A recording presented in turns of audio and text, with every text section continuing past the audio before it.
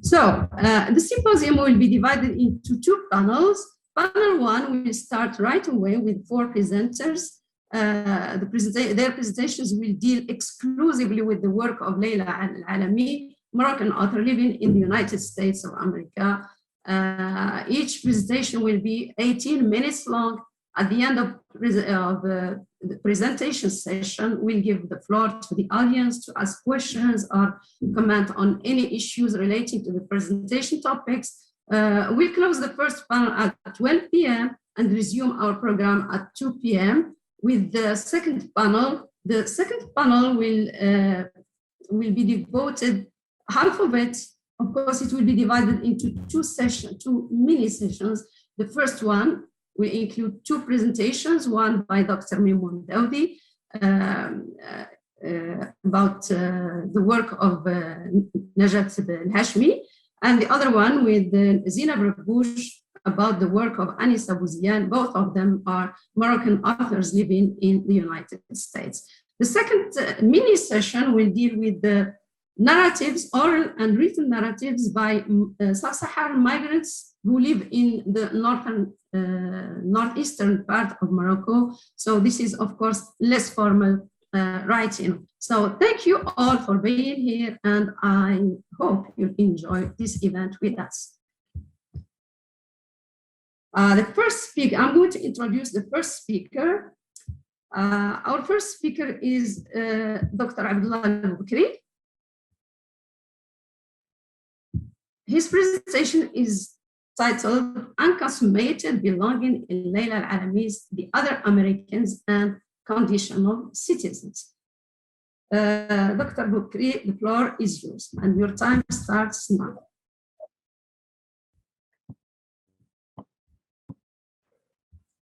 Good morning, Suma. Good morning. Stop the timing. I haven't started yet. All right. So please, can you see my presentation?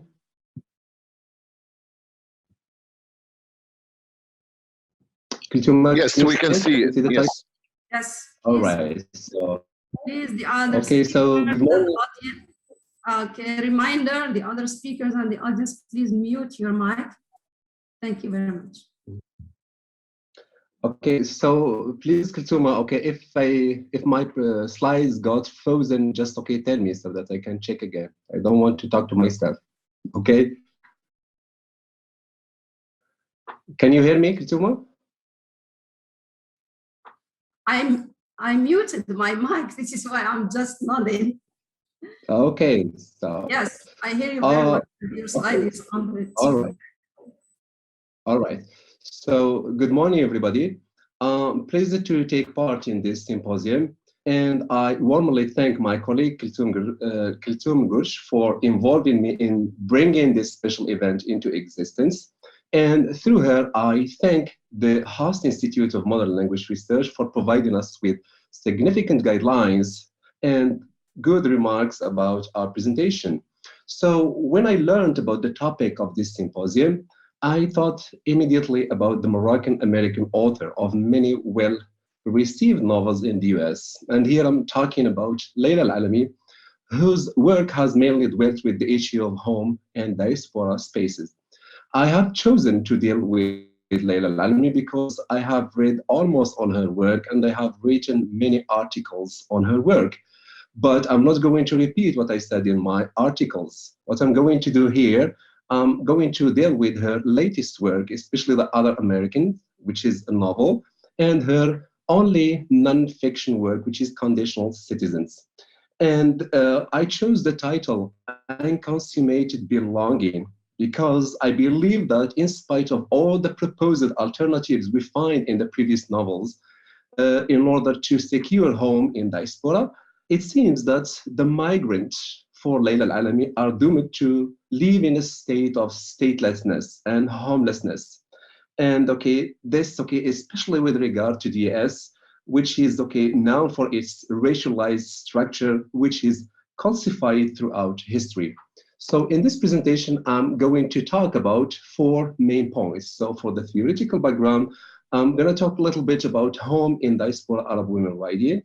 Then I will be talking about Leila Al-Alami and her notion of homemaking in America. Then I will move to a textual analysis of her fiction. I will do a kind of revisiting of all her fiction. And I will talk especially about her move and evolution from ontological restlessness to the idea of homeliness in diaspora. Finally, I'll be talking about her nonfiction book and how it consists and constitutes an opportunity to question the American racialized heritage. So starting with my theoretical background, I want to talk here about the genesis of the idea of home writing in literature.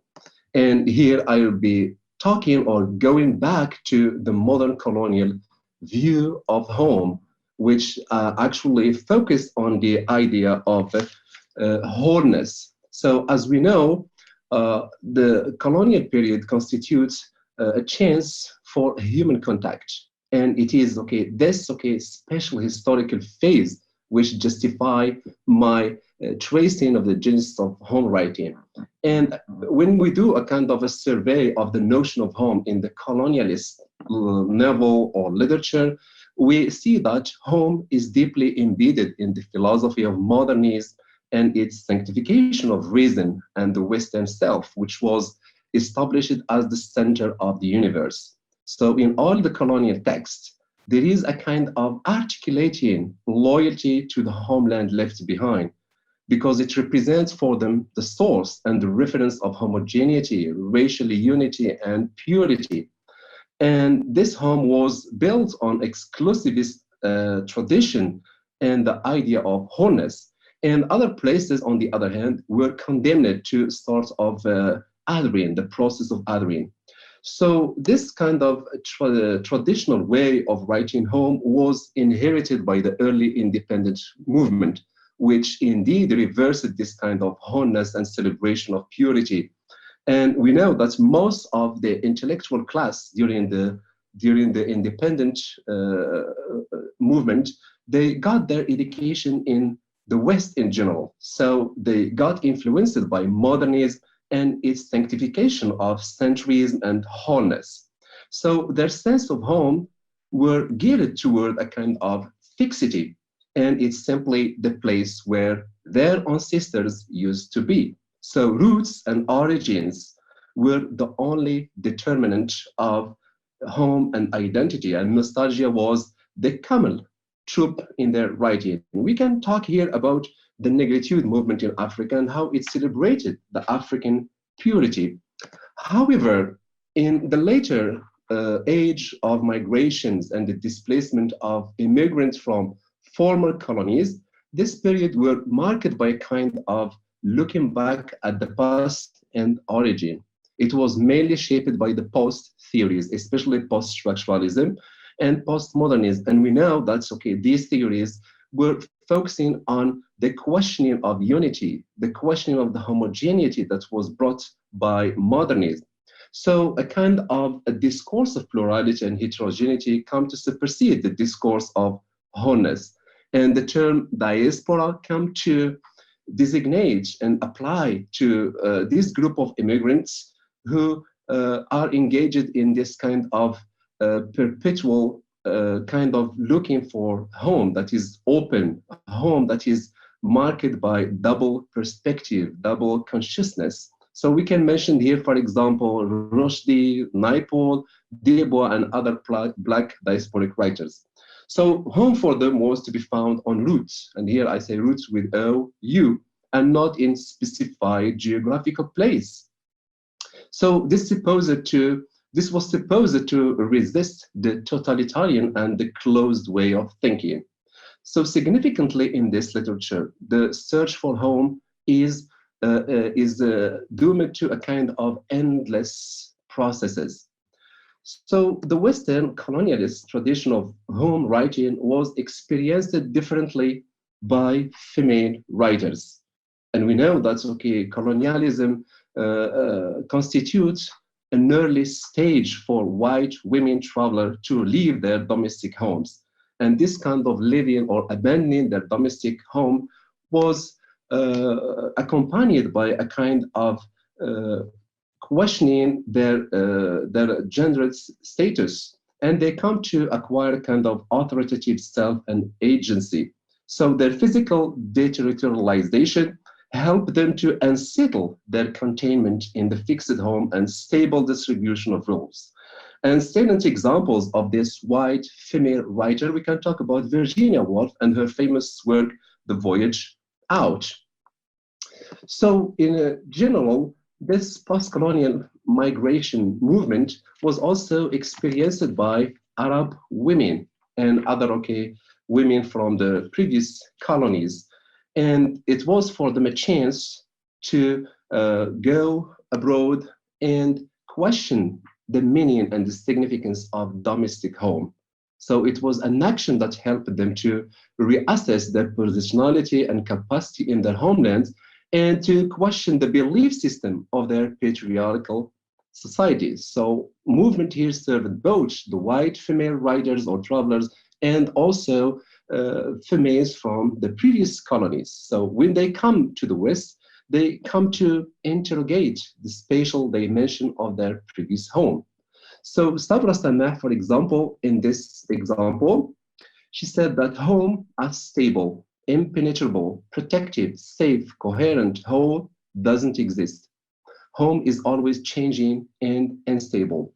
So taken this theoretical revisiting of the notion of home in colonialist writing and the period of migration, we can say that home is a site of politics. It is politicized, in that home is either rerouted with WO when there is a quest for wholeness, fixity, and purity. And it can be also rerouted with U in the name of celebrating plurality, heterogeneity, and also deconstructing the notion of purity and homogeneity. So now I will be dealing about Leila Al-Alami and her attempt at homemaking in America. And the obvious question that everyone will ask is why America? Because we know that most Moroccan writers opted for France or other European countries when they want to continue their studies or want to settle down there. But for Leila Al-Alami to choose America, and in her interviews, she said that it was just a matter of chance. She went to the US for a PhD studies program, but she ended up having family there. And here I'm quoting her. And then within about a year of actually being in school, I met someone and then we fell in love and then we got married. So she stayed there and she applied for citizenship. Now, why writing in English? Another question. So for Leila Al-Alami, French is associated with a colonial heritage. So she said in this context that it's difficult to describe it other than to say that it was a colonial gaze. I'm highlighting here the main words, so not to spend time on them. So for her, French is the language of the former colonizing power with all of the consequences of that. So at the end, she just gave the idea of writing in French up and she embraced English. So this, will take us to her idea of being American. What does it mean for her to be American? So it's not related to a certain place, but for her, the idea of Americanness is just a kind of idea that celebrates change. So for her, America is an idea of change, and it refuses that kind of calcified state. So her opinion about home is that it's not a simple location. It's not related to just one defined place. But she said, I've lived in so many different places. So that's why for me, it's more rooted in the people rather than in the place itself. So home for her is not just one place. When she was asked about her opinion about being outsider, she seems to enjoy being in this position of the outsider because it opens the floor for her to see things from different perspectives. Now let's take this statement into consideration and see how they feature in her literary work. So let's start by her fiction. So as I said before, her fiction reflects a kind of evolution from this state of ontological restlessness, homelessness, to the idea of feeling at home in diaspora. And this feature in all her three work, Hope and Other Dangerous Pursuit, The Secret Sun, and The Moor's Account. So starting with Hope and Other Dangerous Pursuits. So here it was her first attempt, and she draws on the tradition of Arab American literature in its appraisal of cultural richness and its simultaneous critique of the socio-political corruption and socio-corrupt reality in their homelands. So for her, home is an inexorable condition. And okay, she talked about characters who were driven by their aspiration and hankering to go abroad. And okay, this for her, okay, signifies their dissatisfaction with the current home and their search for new possibilities in the other side of the Mediterranean. Yet, the racial reality in Spain and in diaspora in general drives them to develop a kind of transnational link with the origin. So these characters are splits between their quest for liberatory chances and their nostalgic adherence to homeland. And this kind of shifting between Morocco as a city and space as a city reflects this kind of transnational link. The next novel, The Secret Sun, it continues the same dilemma for displacement-driven characters, but similarly the characters who could make it abroad are more associated with the survival success. That's why I can say that the novel represents a kind of burgeoning notion of impossible homecoming. So these characters are engaged in a kind of a perpetual search for alternative ways of being. And these alternative ways of being are based on openness, mutations, and becoming. So her major character here, Amel, she opted to live in diaspora and refused to return in spite of all her class advantages. The next novel, The Moor's Account, which is a kind of historiographic novel, and the writer keeps again on alternating between Morocco and American Spain as a diasporic sites. So she gives voice to Moroccan slave to narrate the history of America during the Discovery Age. And this was supposed to function as a way to sidestep the essentialist monopolism of Western history. Yet there is no idea of returning again in this novel.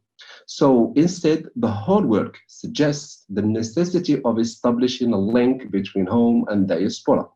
And the home that the Moroccan slave narrates orbits orbits in the realm of cosmopolitanism, which is based on the idea of yet to come process. It's never reaches a kind of certitude or finality.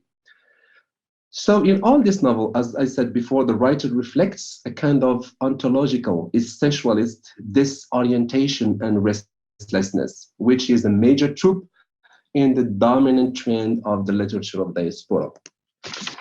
The latest novel, The Other Americans, takes another route. First, the city now is entirely in the US. For the first time in her work, she opted for the US as the only setting for her work. And the characters are not only Moroccan, because the story covers the micro histories of different characters from different ethnicities. We have Latin, Mexican, African, and different characters. And it represents the idea that migration is a one-way trip ticket. Once you go, you will never return. So there is no idea of transnational link between home and diaspora. So the migrant in this novel leave it just in one space, and they sprout roots and jostle for agency and for recognition as equal citizens. The other American, as represented by Nora, the mouthpiece of the author, don't express the wish to return at all. They have no romanticized, nostalgic thinking about the past. Being aware of their otherness and marginalization, they struggle to topple down the hegemonic representation of their position. And throughout the novel, Nora keeps on questioning the racialized system of thinking dominant in the US. She doesn't give in to the white racist mindset. And although the murder of her father was not justly rendered by the legal system, she maintained a resisting stand against all her racist tormentor. However, toward the end of the novel, we noticed a kind of a change in her discourse because the character Nora comes to the idea that the only cure to her restlessness is in the adaptation to the mainstream culture. She got tired of her restlessness and homelessness. So she wanted to adapt to the main culture and to struggle from within this main culture. So she sees the oblivion and forgetting the love of people, the love of the country as powerful sources for attaining this kind of reconciliation with her reality, the racist reality I mean here. So this has a direct impact on her notions about home. So she said toward the end of her novel, home was wide open spaces, pristine lights, silence that wasn't quite silence. Home above all was the family who loved me. Only now, after my father's death, did I come to understand that love was not tame or passive creature, but a rebellious beast, messy, unpredictable, capacious, and forgiving. Excuse me, Kituma, can you hear me? Yes, you have 1 minute. Okay, I will try to go quick. So from this quote, we notice that home for her is the now and here, and it's not subject to regulation or prediction. It is the ubiquitous love for her family, Jeremy and her baby. So there is a kind of melting into the mainstream, and this entails from her learning how to forsake the rhetoric of blame and retaliation, forgetting the unpleasant past, tolerate, cohabit, and be less skeptical. So this idea of returning to or melting into the mainstream would suggest that she finally finds her sense of belonging. But actually, in her nonfiction, the situation is quite different because the whole book is a kind of demystifying true allegiance and understanding of the identity politic in the US. So she devotes the whole book to the toting up of the pluses and minuses of what constitutes an American citizen. And for her, the racialized structure, which is so calcified in the US, can be circumvented only when the search for full recognition is never halted or despaired. By facing the heirs of the racist belief system, misogynist ideology, and class inequality, and also by standing against the frame of references and attitudes that are accountable for unequal existence of American citizens. So for her, equality in the US, as it is understood today, is just an illusion, because she said it's just a matter of contradiction. She lived there, and she knows, that equality cannot be, applied in the US. There is a kind of contradiction, as she said, between doctrine and reality, and it became harder to ignore. So whiteness for her is the criteria that regulates accessing to full citizenship, in that the more whiter you are, the closer you are to full citizenship. So citizenry in America is built on this strategic erasure of the other memory, and the conditioned citizens, by this she means all the minorities in America, are doomed to perpetuate their historical presence in the US. So they need to perpetuate their in-betweenness, or what she called the gray zone. So she said toward the end, the space that I occupy is the intersection of identities, Arab, Muslim, and American. I have made my home in between these cultural languages, countries, and they have found it glorious place to be in. So the cure for her, or for her to this kind of conditional citizenship, is imagined in equal citizenship, which entails equal right to education, living wages, etc. So coming to the end of this Thank presentation. Thank you, Abdullah. Thank you very much. Just I know we never get fed half up. a minute. We never get fed up with listening to you because you are such a great presenter, such a great researcher. But we have our constraints. Okay, so thank you, Abdullah, again. So for Professor Abdullah Boukri, just to recapitulate a little bit what he said, because it's impossible to say almost everything that he said, or just to summarize what he said, because as always, he delves deeply into his subject matter. So for the first thing that Abdullah mentioned was about the colonial, the establishing writing about home and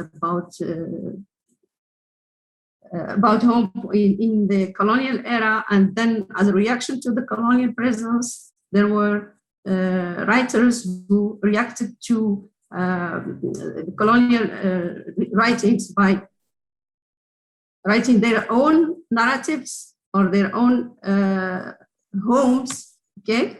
Even though many of them just went to the colonialists' home to pursue their studies or to search for a job, they still talk or work or write about their own homes. So one model of reacting to the colonial writing was that Abdullah mentioned was the negritude movement. And again, he moved to from that general scope to the most specific scope, which is our theme today. It's about women's writing. And then he went down to talking about Layla Al-Alami's experience as student in the United States first, and then as a US citizen and as a writer. Of course, it was interesting to see all those big titles that Al-Alami wrote, but mostly it was about knowing what her perspective about rooting and droughting, and how she establishes that those concepts in her writings. As a conclusion, homelessness, foreignness, and restlessness are the main or the key aspects or key concepts in Alami's writings. However, there is an absence of the idea of return, quasi-absence of the idea of return in her writings, because finally she says that after long years of writing and of living with the American people, she says that home is the now and the here. So thank you, Abdullah. And our next speaker is Wissam Bitari from Qadi Iyad University. Wissam is going to speak about the intersection of diaspora and modern realities in Layla Al-Alami's work. She's going to tell us which work she's going to focus on. Of course, we know that she's going to work again on the other Americans. Okay, the floor is yours, Wissam. Okay, thank you very much, Kiltuma. First of all, I would like to thank Kiltuma, Gersh, and Jenny Stubbs, and anyone who tried to make this event a success. And by the way, there is a change in my title. So I'll be focusing on writing home and diaspora from postmodern perspectives in Layla Al-Alami's The Other Americans. And the outline of my presentation is this one. I will start first of all with a general introduction. Then I will move to speak about how home is tackled in diaspora literature and diaspora theory. And of course, I will share with you my analysis of The Other Americans and how home and diaspora are represented in this novel. So as you know, Arab women diaspora writings have emerged as a method of self-representation to claim agency within both the home country and the host one. In that these authors are influenced by their oscillation between home countries and host ones, and that oscillation has made of them subjects belonging to a space of doubleness and deterritorialization.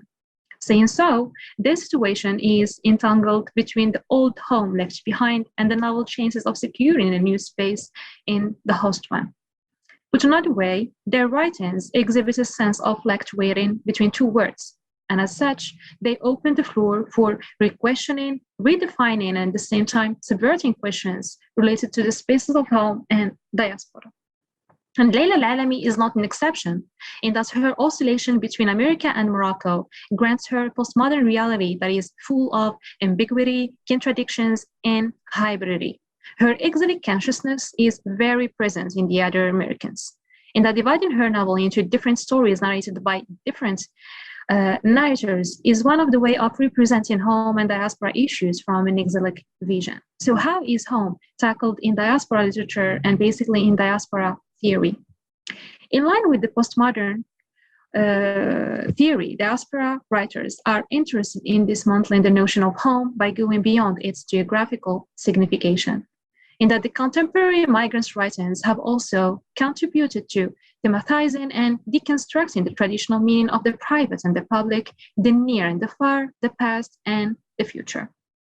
This problematization of spaces has also covered the concept of home, in that a lot of debatable questions may be raised as concerns the identification of home, such as these questions are proposed by Amel Talat Abdelrazaq.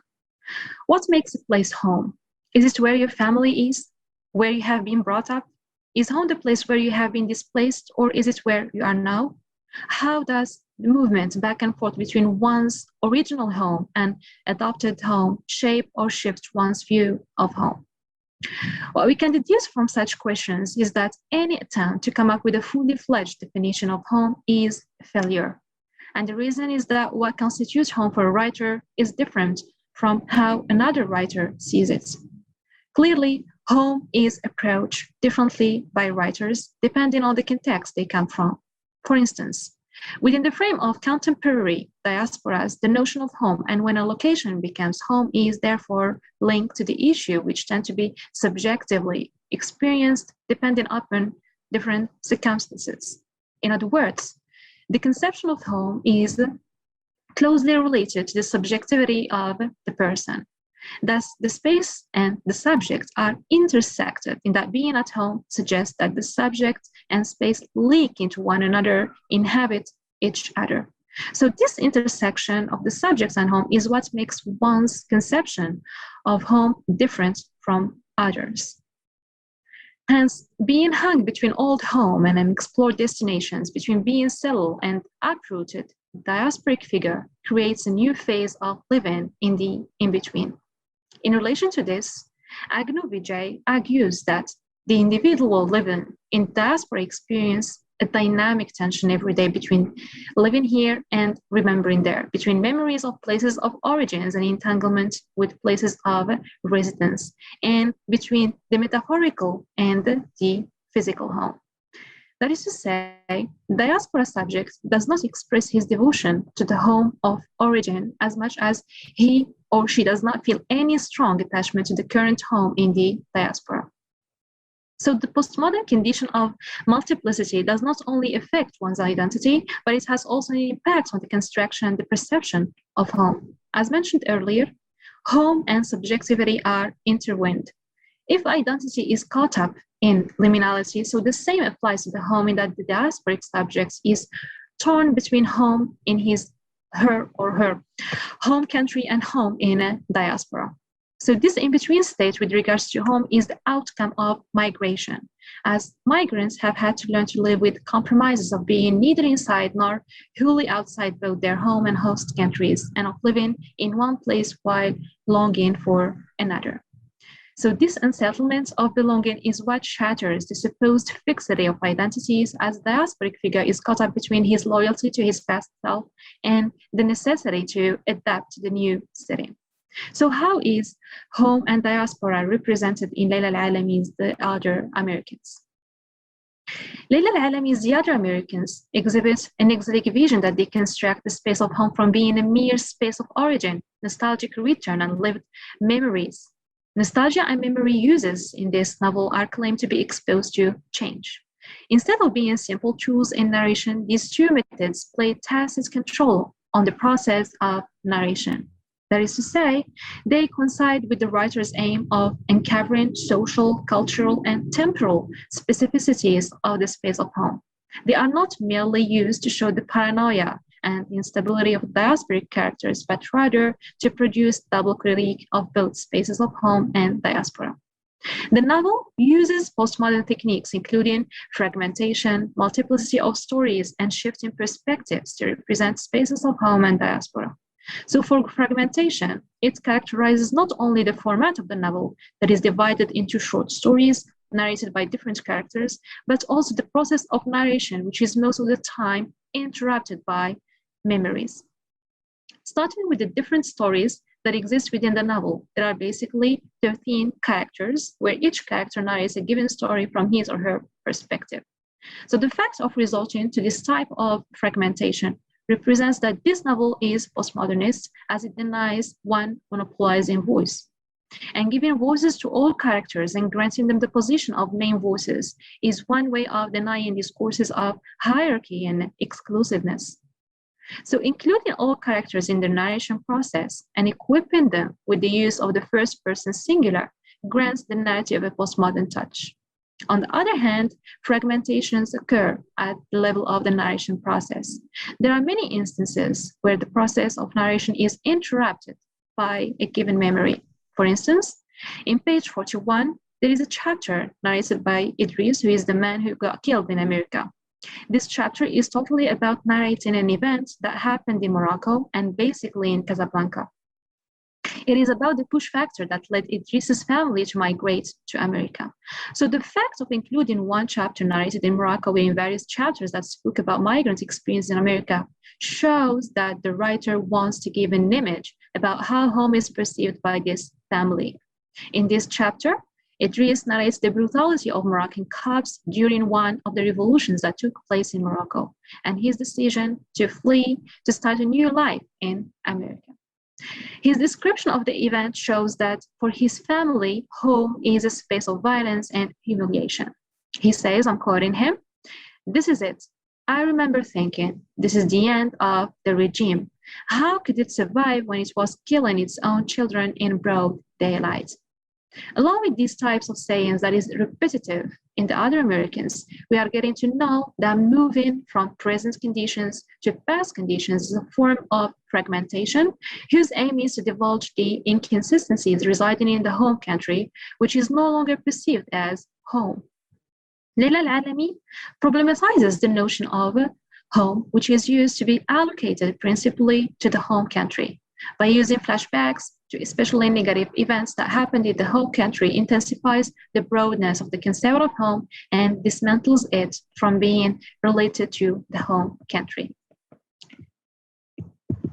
Whenever the home country is mentioned, we do not have a positive description of the event that happened there. Besides, the space Leila Al-Alami gives to characters' experience in America is bigger than the one allocated to the home country. This is another principle that shows the tendency of problematizing relating home to the home country. In all diasporic literature, such as the ones produced by Jordanians, including Fadia Fakir, much space was devoted to speaking about the home country, and the home country was represented with a nostalgic tone, demonstrating the characters' detachment. However, in this novel, all characters do not show allegiance to the home country. They are more engaged in their new life within America. However, diasporic space in this novel is also located between alienation and embracement. Memory is not only used to speak about the home country, but the host one is also included. To explain, in the process of narration, Leila Al-Alami interrupts the reader's expectations and includes a certain memory which gives us some hints on the real challenges faced by migrants in America. I will quote Nora.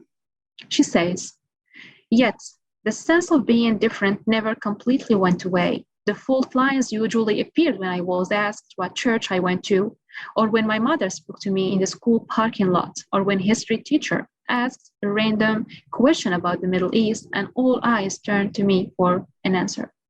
This quote comes directly when Nora remembers all types of racism she underwent as being a student in Yucca Mesa Elementary School. What led Nora to remember is when her mother told her, "You're having your head in the clouds." If Layla Al-Alami wouldn't like to hint at the racism faced by Nora as a child, she wouldn't have devoted 2 pages to narrating memory that added nothing to the story Nora was narrating. And by the way, she was speaking about her routine when her dad died. Another incident which shows the number of efforts migrants should make to survive in their first years in the host country is when Nora's father faces business hindrances after September 11th event. While speaking to Jeremy, her friend, about her father's death, Nora says, "I knew something terrible would happen. You remember his business was arsoned after September 11th? They never found out who did it. And then he put up a huge flag outside his restaurant, like he had to prove he was one of the good ones. I told him over and over that he should sell, but he refused. He loved it there. God only knows why." End of quote. So what we can deduce from this analysis of Layla Al-Alami's Young Americans is that she is among the authors who deconstruct the notion of home and what makes place considered as home. So this is the end of my presentation. So thank you very much for your attention. Thank you, Wissam. You're welcome. Thank you very much. So throughout the years, we knew each other. I knew you were a very punctual presenter. And you told me once that you keep practicing at home until you get to the right timing. Thank you very much. You still have almost 6 minutes to go. So this means we are going to have time to react on your reaction. You're welcome. So in Wissam's presentation, I noted the intersection of diaspora and postmodernist perspectives. What Wissam mentioned here is the questions that diaspora writers keep asking themselves: what's home and what makes a place home? Hence the multiplicity of definitions of home in different writers. So each writer may define home in a different way. So also the other idea I just picked up is that home is defined by the subjectivity of the person, which is also an intersection between the physical reality and the metaphorical representation of home. One key issue among postmodern diaspora writers is the double nostalgia to the home and the host home. So excuse me, or just allow me to say this. For Layla Al-Alami, there is no difference, or she's no different from other writers, though with the few specificities. Layla Al-Alami's tools to write about home and about both homes, the main one is fragmentation. So fragmentation through emerging memories and flashback. So for Layla Al-Alami, her main or stylistic characteristic is allowing all the characters to have a say in the narrative and to justify their desire to belong to a home rather than another. By highlighting, of course, one aspect that Layla Al-Alami's characters highlight is the negative description of the home country, hence the justification of their movement to another country. So Layla Al-Alami's characters generally are excuses for her to expose her own and her diaspora fellows' attitudes about their new home and life. So thank you, Wissam. And now we give the floor to Dr. Tayyib Gordu from Sidi Mohammed bin Abdullah University in Fes. So Tayyib is going to talk about the discursive and affective formations of the home in diaspora literature. In the case study is Alami's The Other Americans. Of course, the initial title of Tayyib was, or the initial project of Tayyib was Comparative Approach between Layla Al-Alami and a Jordanian writer, but then he decided just to focus on Layla Al-Alami since it's about Moroccan writers. So, Dr. Gordu, the floor is yours.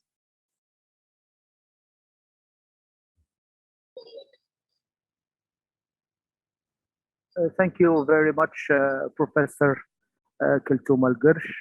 I would like to express my deepest gratitude and thanks for you as an organizer for this event. And by the same token, I would like to express my apologies for making it difficult sometime for you not responding to your emails. So I'm deeply sorry for that. And I think that I have redeemed it in a way. So sorry again. So as you mentioned, I had in mind to deal with Al-Alami and Muhjaka in a comparative study, but due to some time constraints and other constraints, I couldn't deal with a comparative study. So I'm going to focus on Layla Al-Alami, the other Americans, and the notion of home and diaspora.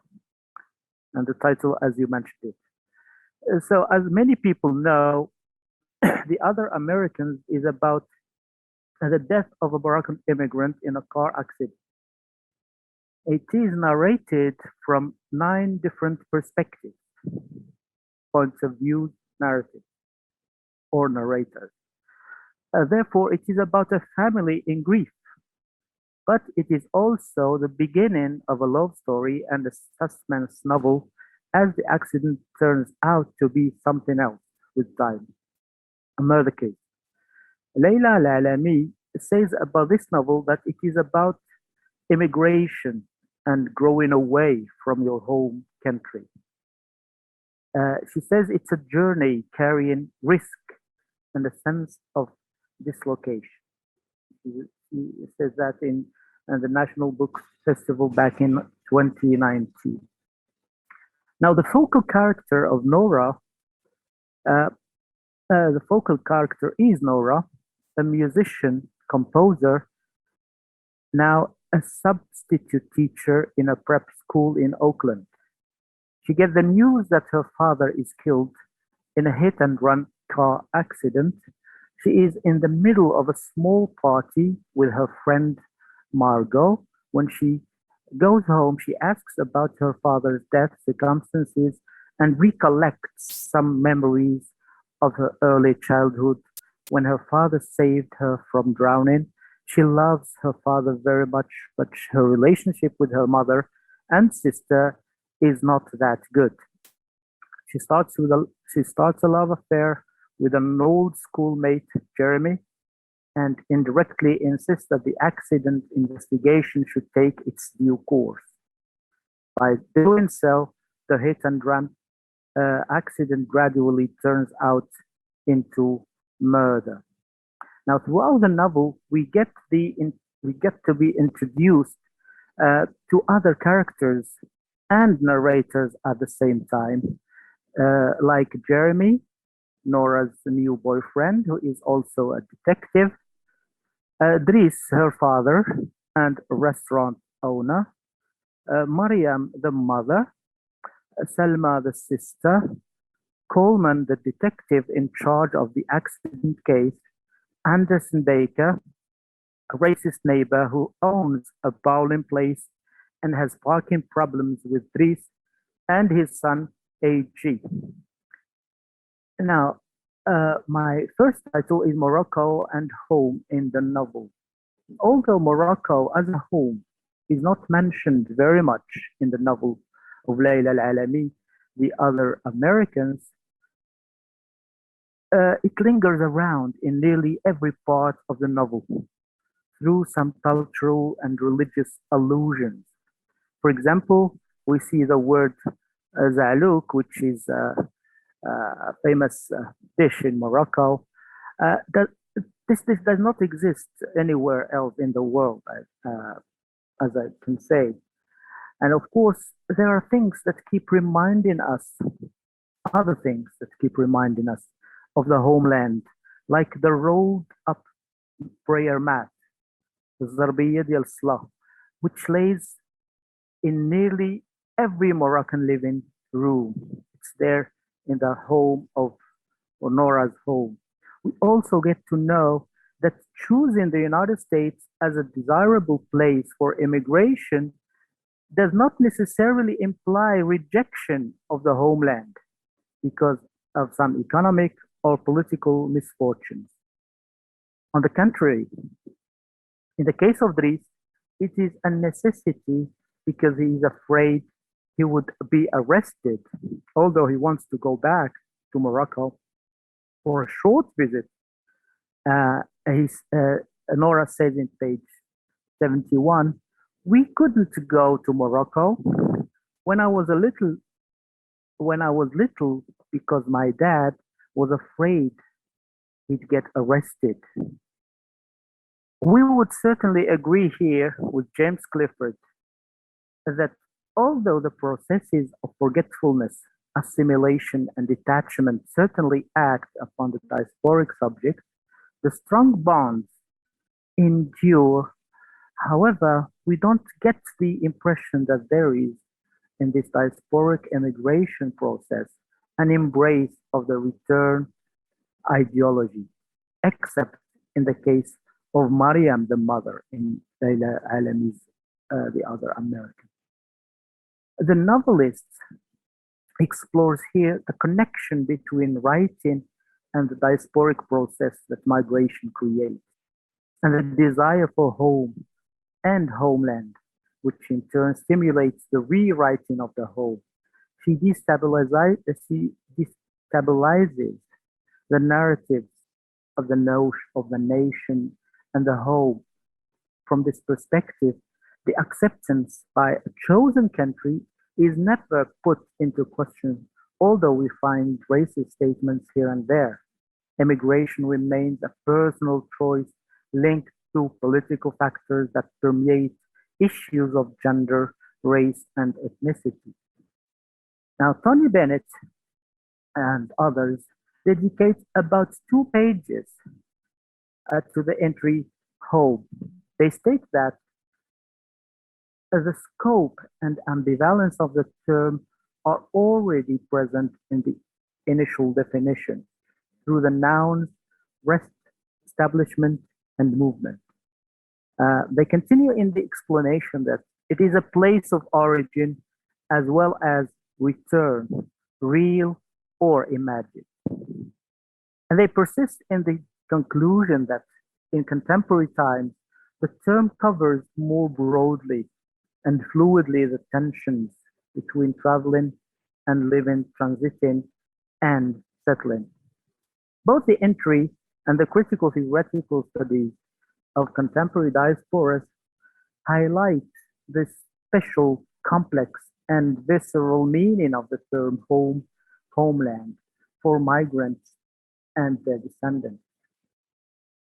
A large-scale and continuous migratory movements intensified since the second half of the 20th century and largely motivated by political and economic urges have contributed to the re-evaluation and deconstruction of cartographies and epistemological categories. Disruptions triggered by multiple displacements, geographic, cultural, linguistics, and psychic, markedly affect gender relations, particularly women who need to negotiate with 2 or more cultures while rethinking their national affiliations and even epistemological categories such as nation, home, community.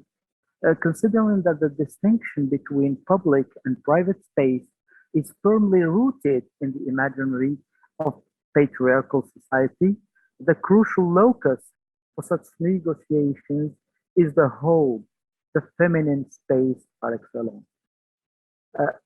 Gaston Bachelard, in his influential book, The Poetics of Space, initially published in '64, in English, of course, describes the house as a happy space, a haven of dreams and dreamers, a great cradle. He also states that the house evokes, and here I'm quoting, a series of images that provide evidence or illusions of stability to humans. In The Politics of the Home, Rosemary George argues that the word home, quote, immediately evokes a private sphere of patriarchal hierarchy, gendered identity, as well as the notion of shelter, comfort, sustenance, and protection. However, it highlights the subversive potential of the term in the varied redefinitions present in contemporary narratives of migrant writers. Criticism also draws attention to the broader meaning of the word home as the largest geographical we belong to country, city, village, community, and the fact that the house as an imagined location that can be more readily fixed in a mental landscape than in an actual geography. The concept of home, homeland, may be specific and based on reality as Alan Anderson notes. A home, homeland, is a construct or myth that can be significant, specific, concrete, geographical space. Nora and the other Americans is clearly looking for that home that she does not recognize until the very end of the novel, where all her troubles are gone and she gets in peace with her mother. Her home is her mother. The desert was home. Here I'm quoting the other Americans, page uh, 219. The desert was home. However, much I had tried to run away from it. Home was wide open spaces, a pristine light, silence that wasn't quite silent. Home, above all, was the family who loved me. Only now, after my father's death, did I come to understand that love was not a tame or passive creature, but a rebellious beast, messy and unpredictable, capacious and forgiving, and that is that it would deliver me from grief and carry me out of the darkness. Arguing that the diasporic condition stimulates the fictionalization of memories and aspirations, Susan Friedman theorizes what she calls a poetics of displacement generated from the female subject's awareness of the need to leave her home.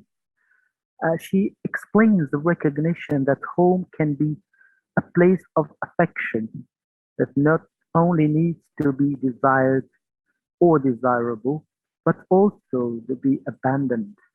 Nora describes these paradoxical feelings when she says at page 23, how eager I had been to leave home, and yet what wouldn't I give now for another day here with him, meaning her father. The act of leaving is then a precondition for speech, writing, and the possibility of autonomy. She starts expressing herself better, relying on her own by carrying out a musician's career and getting far from her sister's role model in life that her mother always cherished. Her sister is a dentist, by the way. Through the novel, the migration experience, along with the meaning of home, transform the into a complex question. Is it the homeland or home you leave behind and no longer want to go back to? Dries and the family members except the mother because you have changed? Or is it only that family space loaded with emotions or feelings? Answering these questions and speaking from her own experience as an immigrant's daughter, Nora concludes that home above all was the family who loved me. Layla Lalami, on her part, identifies the concept of home as that land where she finds love and affection. She went to America with her husband and does not associate it with a specific land mass. That abstract psychic space that allows you to transform into home whatever space you choose to live in. Nora in the novel tries hard to leave the family house, her home, and chooses her own trajectory, but she is driven back to those memories of a home marked by long disputes between her father and her mother. Through a series of flashbacks, she juxtaposes feelings of happiness lived with her father with those related to the constant struggle against alienation, bullying, and racism she lived in school, and the continuous quarrel between her parents. On page uh, 25, she says, "This was how the Cold War ended, and an easy peace returned to our home. But one blowback of the almost year-long conflict was that I couldn't live in that home any longer. My parents' endless fighting made it impossible. I thought of college as a safe haven. I was desperate to leave. While away from home, she does everything that goes against the Moroccan family tradition, especially her mother's worldview and conservative. She drinks alcohol, and we know that Muslims don't. She gets in different sexual relationships and chooses a career that is not stable and safe like her sister, the dentist. Concerning her sexuality, she clearly states that her virginity is a burden that she gets rid of as soon as she meets a man she likes. Quoting Nora, page 285, when a couple of weeks later he took me in his apartment and relieved me of my virginity, I did not mind. Or yet no, I should mind that the sex was rushed and unenjoyable. I was flattered that he was interested in me and proud to stand beside him at parties. Her self-esteem is so low that she does not understand his interest in her. So she changes a lot of her habits for his sake, like reading poetry and attending literary events, because he does not like it. Because it is the first time that we get to know that her family upbringing has made her weak and so uncertain in her relationships with men. Her naivety, along with her low self-esteem, is revealed throughout the novel when she time and time again witnesses, experiences man's cheating habits. I had never been enough. I had always been found wanting. For years, I told myself that all this was just bad luck, or that I had terrible taste in men. But now I wondered if it was something deeper. My father cheated, and I loved the man who cheated. Page 86. Although the novel has no clear Please, protagonist. please, Tayyip, Yes, sorry. please. Shall I conclude? Time is over, so please proceed to conclude. Okay, thank you, and sorry again. No problem. As I said before, her home finally in the novel is her mother. All the time, I see that the home is the epitome of the mother, and the mother is the epitome of the home. A home represents that paradoxical, contradictory feeling, imagined love that she finally gets when she reconciles with her mother in the end, of course, after the death of the father.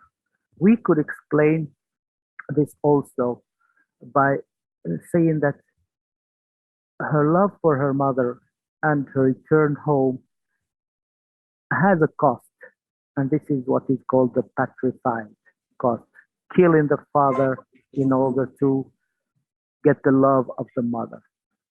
Thank you very much, Kaltuma, and sorry again for being a little bit or taking some of your time. only a few seconds. So thank you very much. Thank you very much, Dr. Urdu. Of course, this is another or a third dimension in Leila Alami's work. I'm really very glad because all the speakers have dealt with Leila Alami's works in with different perspectives. So for Tayyib Urdu, Alami's books, or mainly the book that he is working on, is about immigration and leaving home. So it's clear. So there is a clear vision about home, and there is clear purpose in from writing the book. So has the focus on the host country with occasional references to the homeland. So the parallel ties, of course, Tayyib also dealt with the parallel ties and imminent coexistence between the experience of migration or immigration and the experience of writing. So the home in literary criticism was also one of the issues that our speaker dealt with final note that home is a personal construct that turns to be a myth for many characters in diaspora writings, notably in Leila Alami, the other Americans. About Leila Alami in particular, our speaker spoke about the ambivalent vision of home as both a desired and rejected space. One last note is about the cultural heritage as a burden for the characters in Leila Alami's work. And it's a burden that the main character just decided to get rid of once she reaches the host land.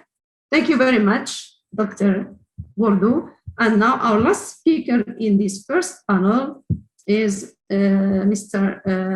Brahim Laouni. He is going to speak about space and feminist consciousness in the writings of Leila Alami, the essayist. Brahim, the floor is yours. Okay, thank you. Can you hear me, Keltum? Sure. Okay, thank you all. Thank you, Keltum, for making this event successful, and thank you all, audience and participants. So, in fact, all the participants talked a lot about Leila Alami and so on, but my presentation will focus solely on the autobiographical, let's say, side of Leila Alami. Who is she as a person, and so on. Because as you see in my title, I focus on the essayist. There is Leila Alami, the essayist, and there is Leila Alami, the novelist. So my presentation is going to focus most of the time on Leila Alami, the essayist, and Leila Alami, the person. Because as we know, modern dynamics of mobility of ideas and cultures have bewildered not only Leila Alami, but all modern literary writers, critics, and observers in general. They may have, let's say, become exclusively unable to track and inspect mysteries of intercultural mixing in terms of when and how this process goes on and take place. Much of their confusion springs from modern technological discoveries that have made the symbolic movements and ideas and cultures uncontrolled. It is also a result of the massive immigration of people, exile, and dispersion. Of course, we know that these novel advances seem to, let's say, initiate revolutionary conceptions of culture and identity, since older borders are resisted and revised by many current views and realities. Nevertheless, the conceptions of borders, affiliations, and identification have been likely to be underlying a sort of strong transformation. Lots of controversies are still centered about the social and cultural symbols that still accompany and nourish the belonging and the lives of communities and individuals. In this regard, post-colonial scholarship's views, for instance, got, let's say, scattered with regard to the fictionality of these new cultural realities. So many post-colonial texts thought of culture and fiction through nationalistic lens, while other texts have been less rigid in their affiliation, so they've been more open to new global cultural identifications. Within their new turn, the familiar nationalistic stances have been blurred to pave the way to ideas of cultural hybridity and in-betweenness that are highly endorsed by Hamid Bhabha and others. Here I come to a theoretical background, by a very quick theoretical background. So who is Hamid Bhabha? Bhabha is a post-structuralist and post-colonial critique who sought to re-examine identity to make it lose its essentialist meaning and connotations. He contends that we have to think beyond narratives of originary and initial subjectivities and to focus on those moments or processes that are produced in the articulation of cultural difference. For Bhabha, these in-between moments come to provide the terrain for elaborating strategies of selfhood that initiate new signs of identity. Bhabha argues that the interstitial passage between fixed identifications opens up a possibility of a cultural hybridity that entertains difference without any imposed hierarchy. By the way, in many ways, Bhabha's legacy is found in one way or another in critical and literary invocations of other Moroccan and Arab writers. If we take the book, The Aestheticism of the In-Between in Arab novel, written by the Moroccan critic Rashid Ben Heddo, we read that he thinks that the in-between is an ontological feature. So man's existence is interstitial automatically, and it is shaped according to dual extremes such as childhood versus adolescence and life versus death. A similar existential experience, he says, is conveyed by experiences of ambassadors who oscillate between their home countries and host countries. The same is true also of political refugees and translators. Translators, for instance, experience both the enjoyable and painful torn between cultures and languages, according to Ben Heddo. So all that has been said shows that the hybridity of ideas and cultures has seemingly become a universal law characteristic of cultural context and literary representation of many novelists. The Moroccan novelist Leila Al-Alami, whose works forcefully epitomize a new form of writing in this regard, says, "My whole life has been lived in between languages, in between cultures, in between countries," end quote. So a key element that notably characterizes Al-Alami's life and hence gives her writings existential and intellectual coherence is this is oscillation between fact and fiction. And of course, this oscillation has particularly been a symbolic tool that documents her affiliations, identifications, and belonging. Interestingly enough, it has had that peculiar force of representing both men and women's social, political, cultural symbols and concerns in diasporic spaces. You may inquire why focusing on space in this paper, because while delineating Al-Alami's consciousness of political and gender issues, we know that space plays the central role in shaping experiences of Al-Alami's writings. It's a remarkable vessel that ignites remembrance and nostalgia. In it, Al-Alami achieves a certain self in various ways. Also, it is assumed that it frames her cultural and personal visions. There is indeed, I should say, an intimate relationship between space and the novel, between space and the writer's held views, be they in fiction or non-fiction. In this respect, Daniels and Rycroft argue that, he might quote him, "As a literary form, the novel is inherently geographical. The world of the novel is made up of locations and settings, arenas and boundaries, perspectives and horizons. Various places and spaces are occupied by the novel's characters, by the narrator, and by audiences as they read." Michael Sadel adds further elements, namely consciousness, noting that every fictional experience is a sort of boundary crossing. So for Sadel, the fictional experience is a projection from familiar space into narrative space where consciousness is displayed as verbal territory. So this, the significance of cities, be they real or imaginary, is best tracked by Ian Chambers, who thinks that in its everyday details, its mixed histories, languages, and cultures, its elaborate evidence of global tendencies and local distinctions, the figure of the city as both a real and an imaginary place apparently provides a ready map for reading, interpretation, and comprehension. Here we come to the level of interpreting text and comprehending them. So the interpretation and comprehension of text of fiction is most of the time driven by the significant critical logic we read in Manferlotti saying that the reality of fiction and the fictionality of reality coexist or clash. So the very same critical inquiry can be broadened in scope to see if works of fiction coexist or clash with writers' works of nonfiction. And of course, the emphasis on these problematic critical issues pinpoints the crux of challenges facing critics and novelists alike. These challenges intensify when they become related to a Moroccan woman living in US with a double citizenship, Moroccan American, with a double existential stand, a woman and an immigrant, and a double academic dress, a critic and a novelist. That's why here I come to main points that will be discussed in this paper. So in order to trace out some of the ways in which readers can see the extent to which a homeostasis of hybridity and betweenness does inform Lalami's cultural outlooks, it is useful to focus on many representative questions that need to be addressed. For instance, the first important question is, how does Lalami ontologically live the experience of in-betweenness? Here I mean, is the experience of the in-between disturbing or comfortable for her? To what extent her outlook is framed by US, and how does she translate the cultural signs of American people in her writings?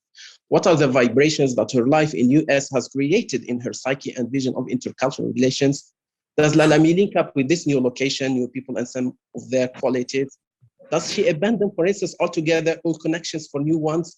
How is her cultural outlook forged in America? In what ways is her experience as a female writer different from other Moroccan writers? How does she convey the ambiguities, the ambivalence, and the contradictions, as well as the continuities and the ruptures inherent to transnational and transcultural context? Here I come to Lalami's ontological experience of in-betweenness. We know, like birds, human beings move and immigrate, but their movement is marked by certain symbolic differences. Because when human beings immigrate, they leave behind a flag, they leave behind a geography, and the most important of all, they leave behind a community and a way of life. And since of all born creatures, man is the only one that cannot live by bread alone, to use Susan Langer's words, it remains significant to elucidate issues and cultural complexities that immigrants go through once they start a new life within a new cultural space. The question remains here, how does the new space impinge on the way they negotiate conceptions of home and culture? We can point to some cultural glimpses that may help us develop an idea about Lalami, the essayist. I say the essayist because it would be wrong to insist too strongly on using the two terms, the essayist and novelist, interchangeably, no matter how the shadow of Lalami's ideas of nonfiction are reflected in fiction, no matter how connections and interdependencies are recognized.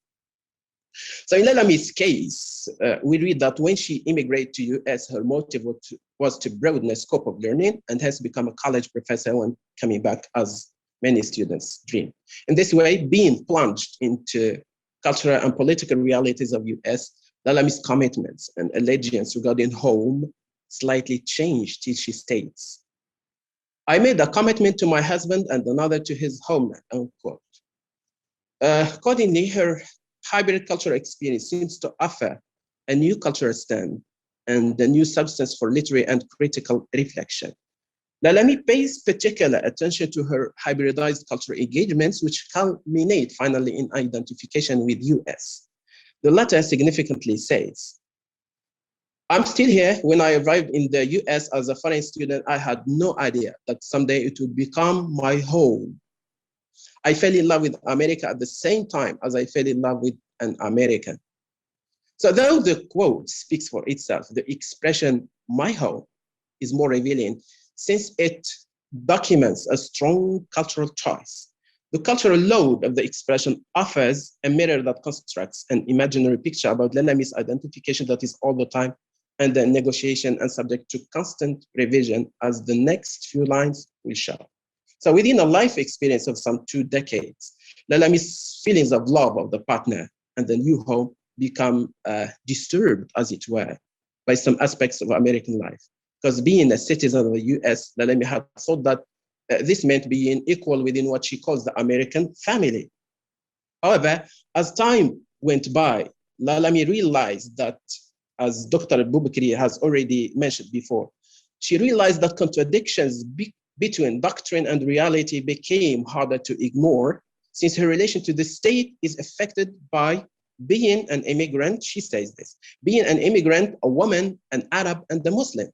So This is evident clear when she and her husband came back to US after attending an annual meeting of the Association for Computational Linguistics in Hong Kong.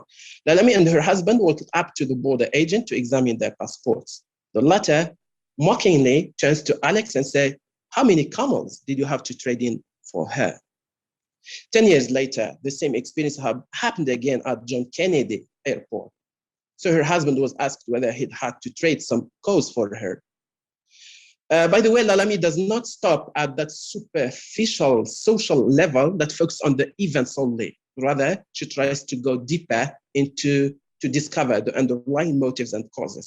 In this regard, Lalami comments on the two encounters by saying, "The two encounters reflect an enduring perception in the US, by no means restricted to border agents, of Arabs and Muslims as lesser people.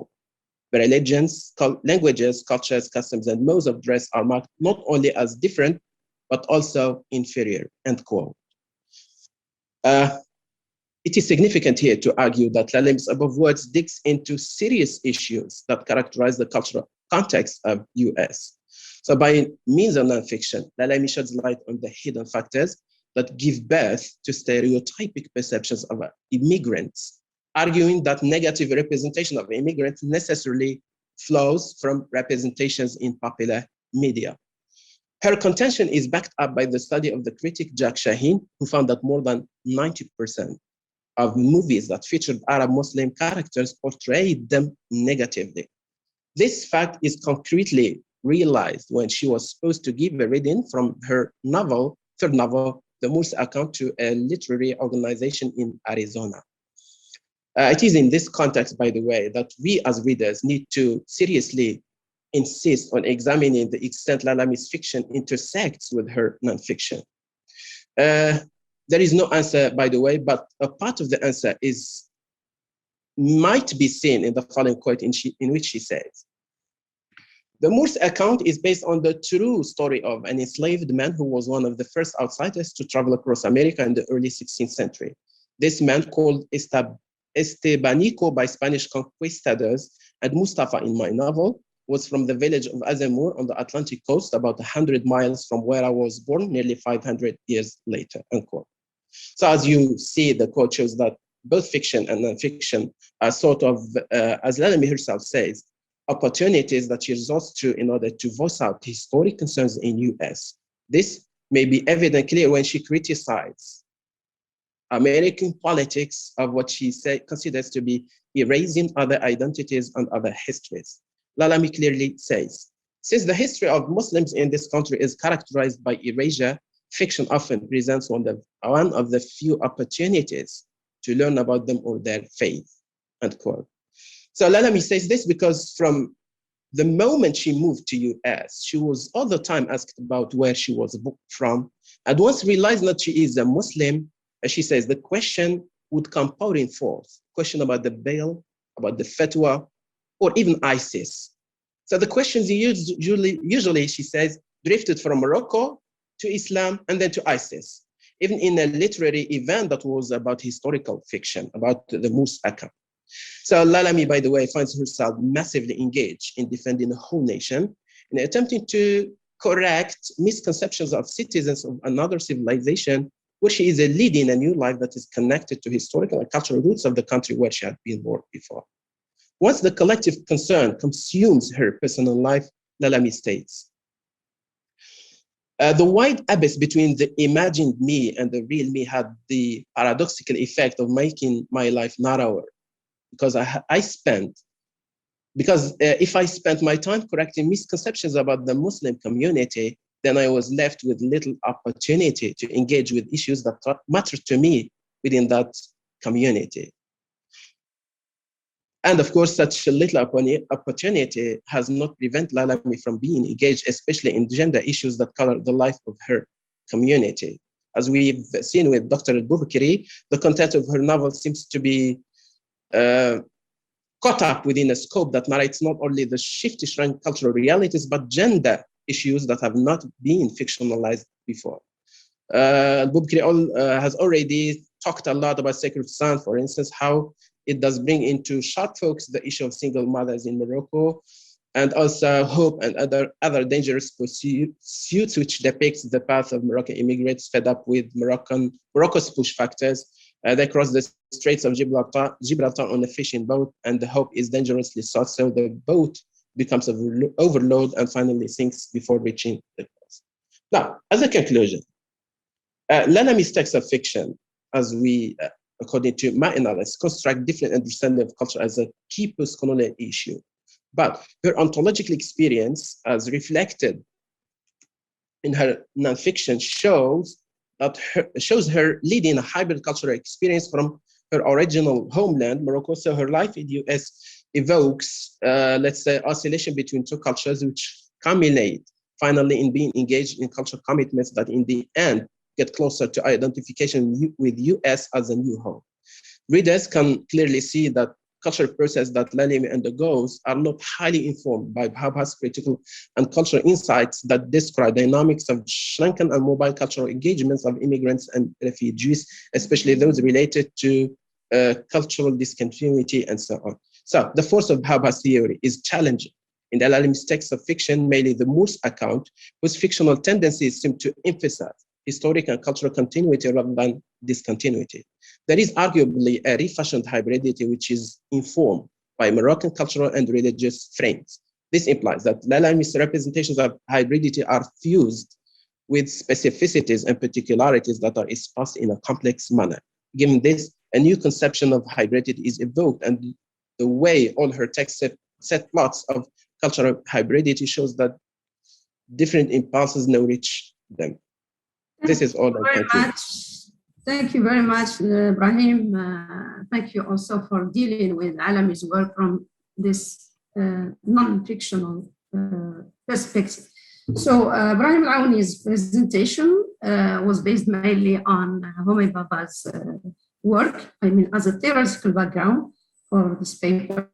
So the focus was on the in-betweenness as a key concept in diaspora writing, which leads to a hybrid vision of space. So in Lalame's work in particular, there is a combination between fact and fiction, and the apparently coexistence between and combination of reality of fiction and the reality of fiction and the fictionality of reality, which becomes very challenging when the writer is an Arab, a Muslim, North African, and a woman.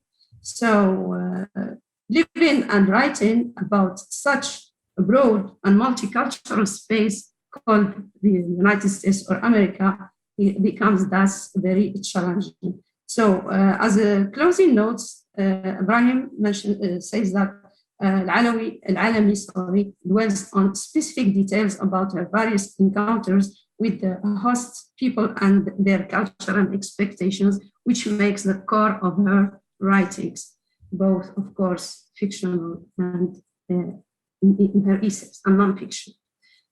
So thank you all. Thanks a lot to all presenters for their insightful presentations. Now we give the floor to the audience to ask questions or provide comments or additions or reactions. Please, if you want to speak, just raise your hand. Iltuma, can I have a question? Sure.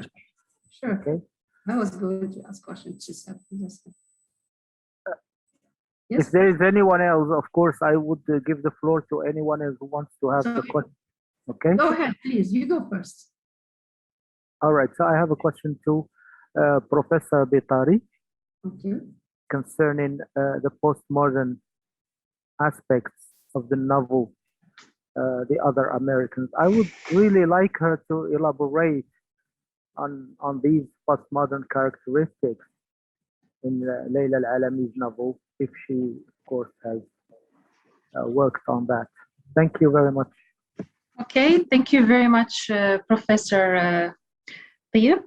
Well, concerning postmodern touch in Layla Al-Alami's novel, it is manifested basically in two types, in terms of themes, like identity dislocation, like the use of different narrators, and also it is exhibited in terms of the style of writings. As I have mentioned before in my presentation, the use of fragmentation in terms of the novel, that it looks like it is different stories, because we do not have only one narrator, we have different narrators narrating the same thing over and over again, but using different perspectives. So, for example, the way that the mother narrates the death of her husband is quite different from the way the Nora is narrating it. Also, I have also spoken about the idea of shifting perspectives, which is advocated by postmodern theorists. And what do they mean by shifting perspectives? Is this transition from speaking about the home country, then moving then to speak about the host one. Like in one chapter, we find that we have two spaces, that they are entangled. So shifting perspectives help Layla Al-Alami to criticize the two spaces from exilic vision, because what I meant by exilic vision is the fact that when we have an author who lives between two words, so the fact of living between two words grant them a kind of a double consciousness, in that they are aware of two words and not only one, and they can also detach themselves while criticizing these two spaces. And also for postmodernism, they stress on the idea of being eccentric, meaning that we cannot really locate Layla Al-Alami in her novel, The Other Americans, because she is sometimes criticizing the home country, then moving to criticize the host one. So we cannot claim that she is finally embracing the host one, but she is still occupying the state of excentrism. That's it. I hope that I have answered your question. I would like to ask you, are you aware of William Faulkner's As I Lay Dying and his narrative technique? Because once As I Lay Dying William Faulkner is known as a modernist writer, and he uses the same technique in narration in his famous As I Lay Dying, the different perspectives or narrators or points of view that he uses. But anyway, I thank you for your answer. Thank you. Kiltuma? Kiltuma? Yeah, I have a comment here. So, Kiltuma? yes. Professor Daudi with you. Mimoun with you. Welcome. Thank you, Kiltuma, for investing this effort to make this event true. Of course, my thanks go to the responsible in the Institute to make this event see light. I also thank the panelists for these wonderful presentations and, of course, insightful ones. I just have one question maybe to the speakers this morning. Moroccan women writers in diaspora, including Layla Al-Alami, Najat Al-Hashmi, and many others in Belgium, in Holland, in France, and in other countries, started writing as an exercise. And the writers translated into different world languages. I want to know how do they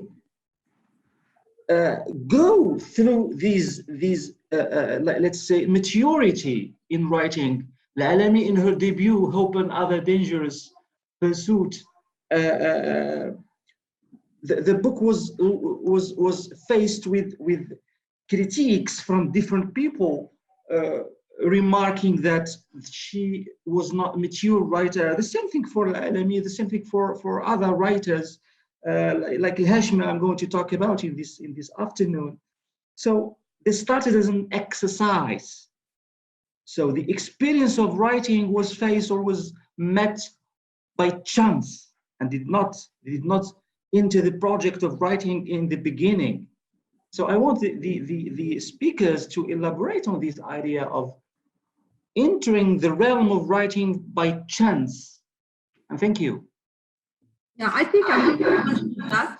And I think, okay, So please, Professor Bokri, would you like just to take 1 minute to react, because we still have a comment in the chat box, to react to Professor Daudi's comment about this, about writing as a piece of maybe good luck or bad luck, we decide. Okay, so thank you, Simon, for this pertinent questions, actually.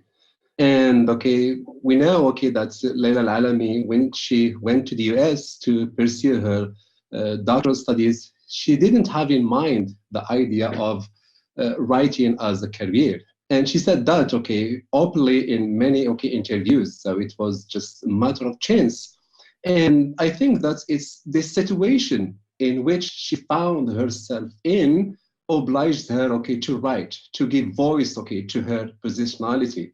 Because as, okay, we all said in this morning, she started, okay, by, okay, having big dreams in America. When, okay, she got her citizenship, she believed that she will be equal citizen. But she quickly realized that that was just a mere dream. It was not reality.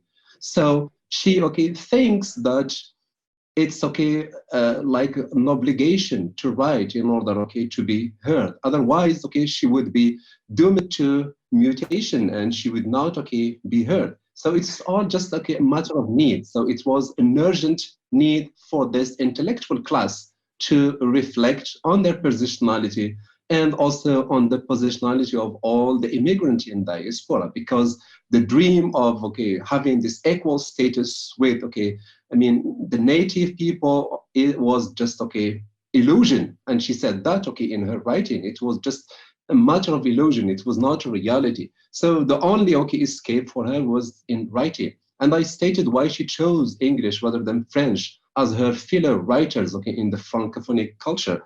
Because, okay, she, okay, saw, okay, English and the idea of Americanness as something, okay, related to change. And it's all a matter of change. Through language, she was aspiring to have, okay, like acquired or have, okay, achieved the kind of change. So I want also to have, okay, a little comment on Brahim's presentation, because it was really interesting and he focused on another dimension of Layla Al-Alami, because we tend to focus on her fictional like word, on the word of fiction, but he focused on her essays and her, okay, non-fiction books in general. I want to know, okay, whether this, okay, attempt to write non-fiction is a kind of corrective guidance or a kind of reflection on her fictional creation of the idea of identity and home. Because, okay, we know that in the realm of fiction, there is a kind of indeterminacy and there is a state of confusion. And many critics have analyzed her work in different ways. Some of them were celebrating the idea of diasporic position, which blooms in the liberatory interstice of liminality. Other people, okay, were analyzing it as a kind of advocation for a complete inclusion in the mainstream as equal American citizen. So I think, okay, that her writing was a kind of an attempt to bring a kind of a reconciliation between all this conflicting argument about her fiction. What does it mean to be at home in diaspora? So she wanted, okay, to have personal, direct interpolation and self-reflection on this idea, and it can or might help, okay, readers, okay, in their literary analysis. So this is the idea, Ibrahim, if you can, okay, respond to this. Were these essays an attempt to guide the readers of her fiction to her true loyalty, her true sense of belonging? What is belonging for her? Because in fiction, we are lost, because there is always this kind of ambiguity and ambivalence, and we don't know, okay, really what position to like support. Iltuma, I have maybe an answer to Professor Daudi in the comment. Brahim is requested to react to Abdullah's comment, and then we are going to see the others. Okay, thank you, Kiltum. So I do think that once starting to analyze the text of Lalami, especially conditional citizens, conditional citizens, which is a non-fiction text, by the way. So the first remark that came to my mind, Abdullah, is that unlike other novelists, Lalami was very courageous. She took a very risky, let's say, path, because many novelists, they don't like to write nonfiction. Because they want to clothe their, let's say, views and so on by means of fiction, so as they don't leave some room for any interpretation, fixed interpretations and so on. So for Lalami, it's the opposite. We can recognize this because, for instance, when her nonfiction, as you have already said, it attempts to, let's say, tackle her life experiences as a citizen, as she lives it by herself. For instance, once she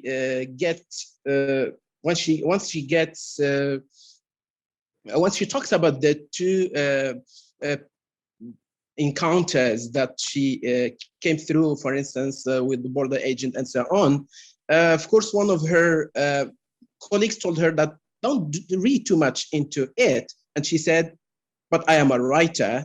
And what is a writer if not someone who reads into things? So this shows that Lalami is courageous enough to write a sort of works of fiction and nonfiction in so as to openly state her opinions and views. So it's a risky path, as I said. Thank you. Okay, Tayyib, the floor is yours now.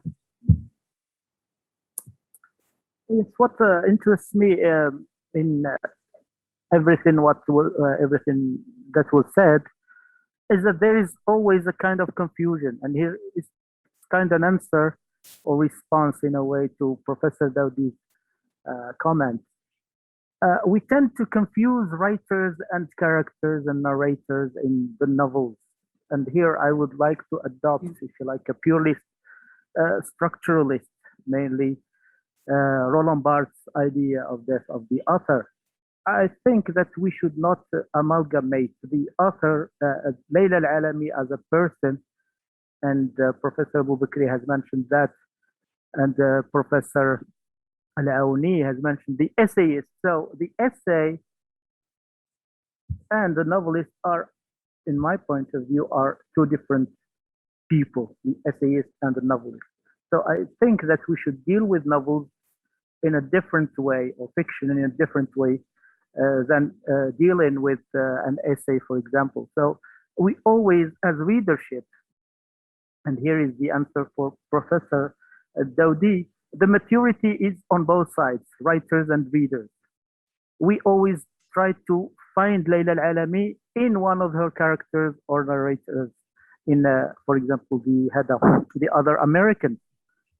Is she Nora? Nora is the mouthpiece of the writer. Is she, I don't know, Dries or any other character or narrator in the novel? So we should stop.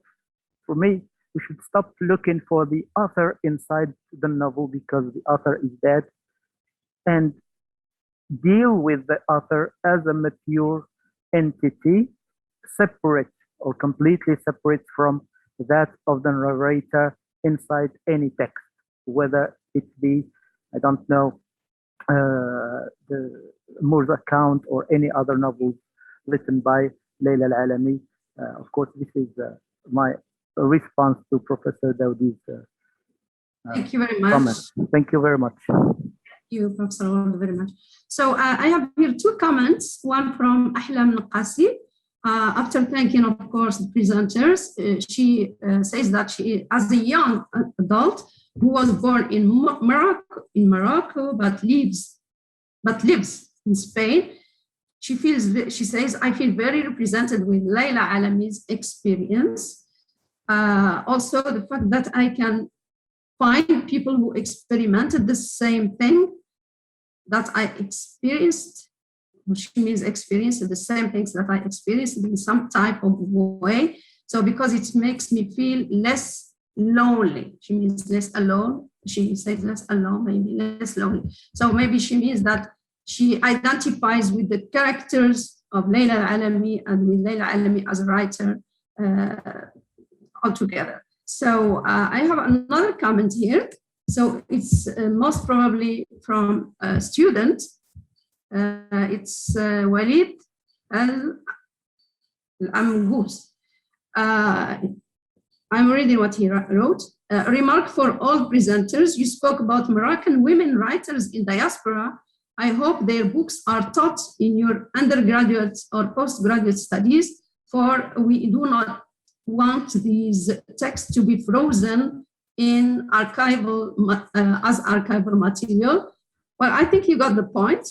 He wants you and everyone as professors at the university to teach Al-Alami's work and other diaspora writers' work for to undergrad and post or graduate students. I think it's already done. Kulthuma, it's already done in the University of Fes, Faculty of English, Language and Literature. It's already done with the Alami, with Abu Zaid, with and I remember maybe it's the same thing in University Muhammad I. But I think some teachers use some Moroccan women writers in their schedule, in their syllabus or syllabi. Go ahead. Thank you, Professor, for noticing. I would love to thank all of the professors. Thank you so much. It was insightful and informative. Special thanks to my Professor Daudi for sharing this event. For Miriam, home is where her childhood family and memories are. The place in which Miriam grew up is what she considers home. But I think it's essential to remember that the feeling of home is also connected with its time and space as its identity. In other words, the places she occupied have become different from what they used to be back then. In this case, home becomes fixed in the place and time Miriam left. For Miriam, she lost her home. There is no return. Even if there is a physical return, she would not feel at home again. She turns to her memories often because she feels homeless. That is, she lost her home the moment she felt she left that particular space and time. My question is, how does the immigrant and the exile in specific construct and imagine the homeland, or what Rushdie calls the imaginary homeland?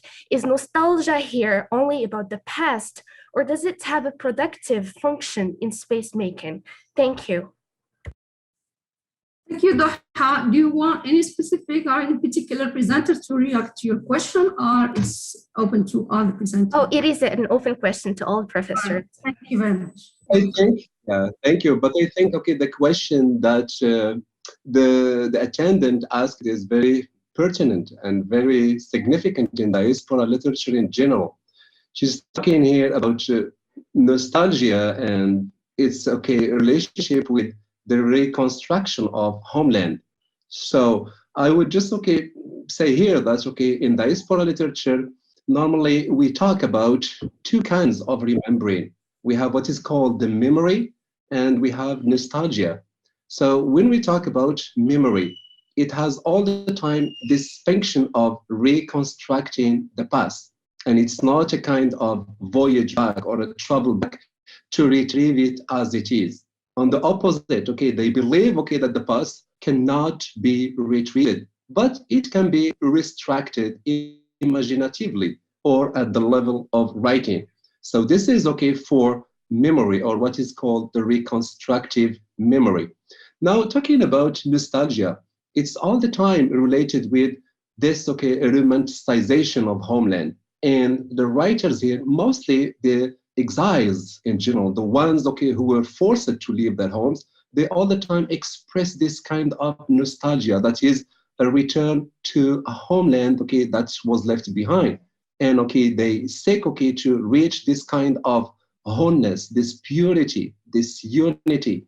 And as I said in my presentation, it's mostly linked with the newly independent movement, like in the Negritude movement, for example. So they talked about nostalgia and they wanted to go back to the home left behind as it was, because as I said, they were reversing the colonialist way of writing home. Because in the colonial novel, we know that home is all the time there. It's reference point. It's in the center. It's Europe that is not changing. So there is all the time a wish to return to that point. But okay, with memory, we have this kind of reconstruction, and we want to change reality. We want to change the past lives. So I don't know. Thank you. I don't know.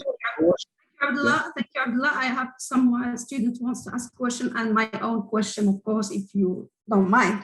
So my question, I'm going to tell both, and then anyone to read. So my question is, to what extent was Leila Alami able to free herself from the folkloric and what I may call the Orientalist view of the physical homeland? Okay, both in her fiction and essays. So Mona, the floor is yours. Please unmute yourself and ask your question. Mona. Thank you so much for your presentations. It was a delight and a pleasure to hear all of you speaking about Leila Alami novels. So my question is addressed to Professor Boukri. You have mentioned in your presentation, and you have talked about about the initial emergence of the white diasporic writers previously, which is by no means similar to the experience of Arab diasporic writers, as it is heightened by different elements, not only limited to the psychological, physical displacement, but also being an Arab, a woman, as you have mentioned, facing another kind of racism and maybe sexism by both the host country and also from their fellow expats residing there, as there is an increased scrutiny on them. So in your opinion, which of these elements can be the most burdensome to the experience of the Arab women diaspora? Thank you so much.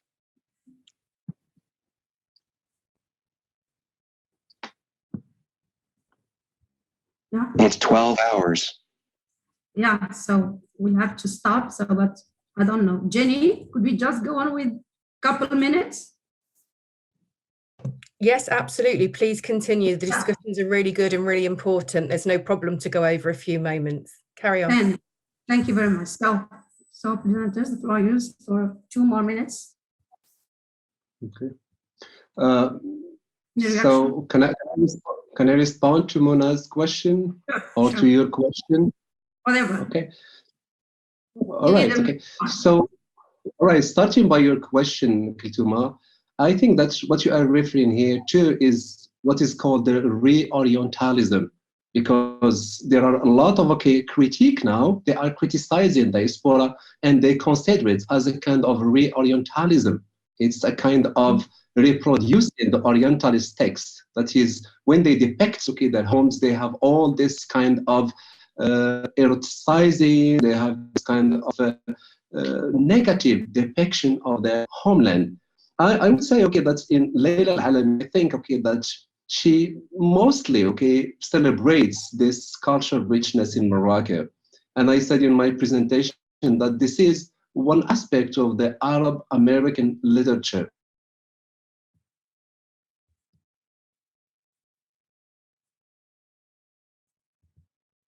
Yeah, Abdullah, we lost your voice.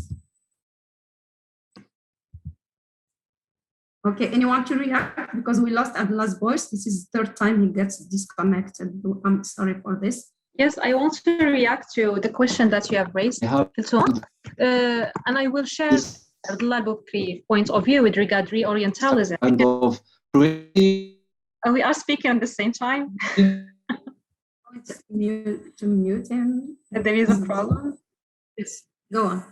All right. Oh, he's muted.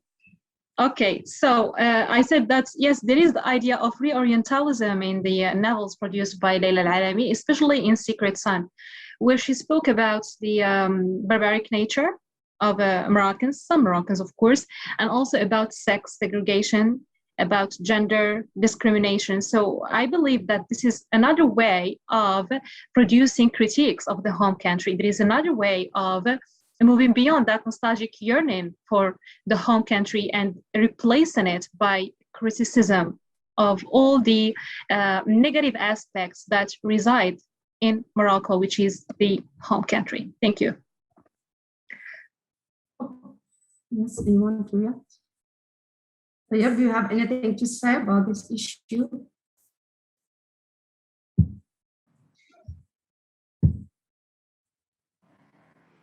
Can I add something? Sure.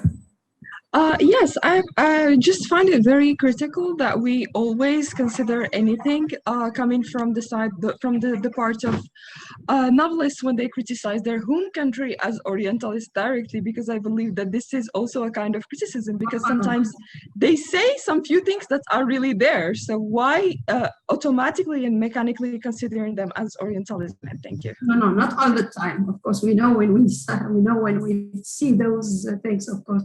And through your research course, you are going to identify those moments when the diaspora writers or writers about the home country tend to be sometimes more Orientalist than the original Orientalist.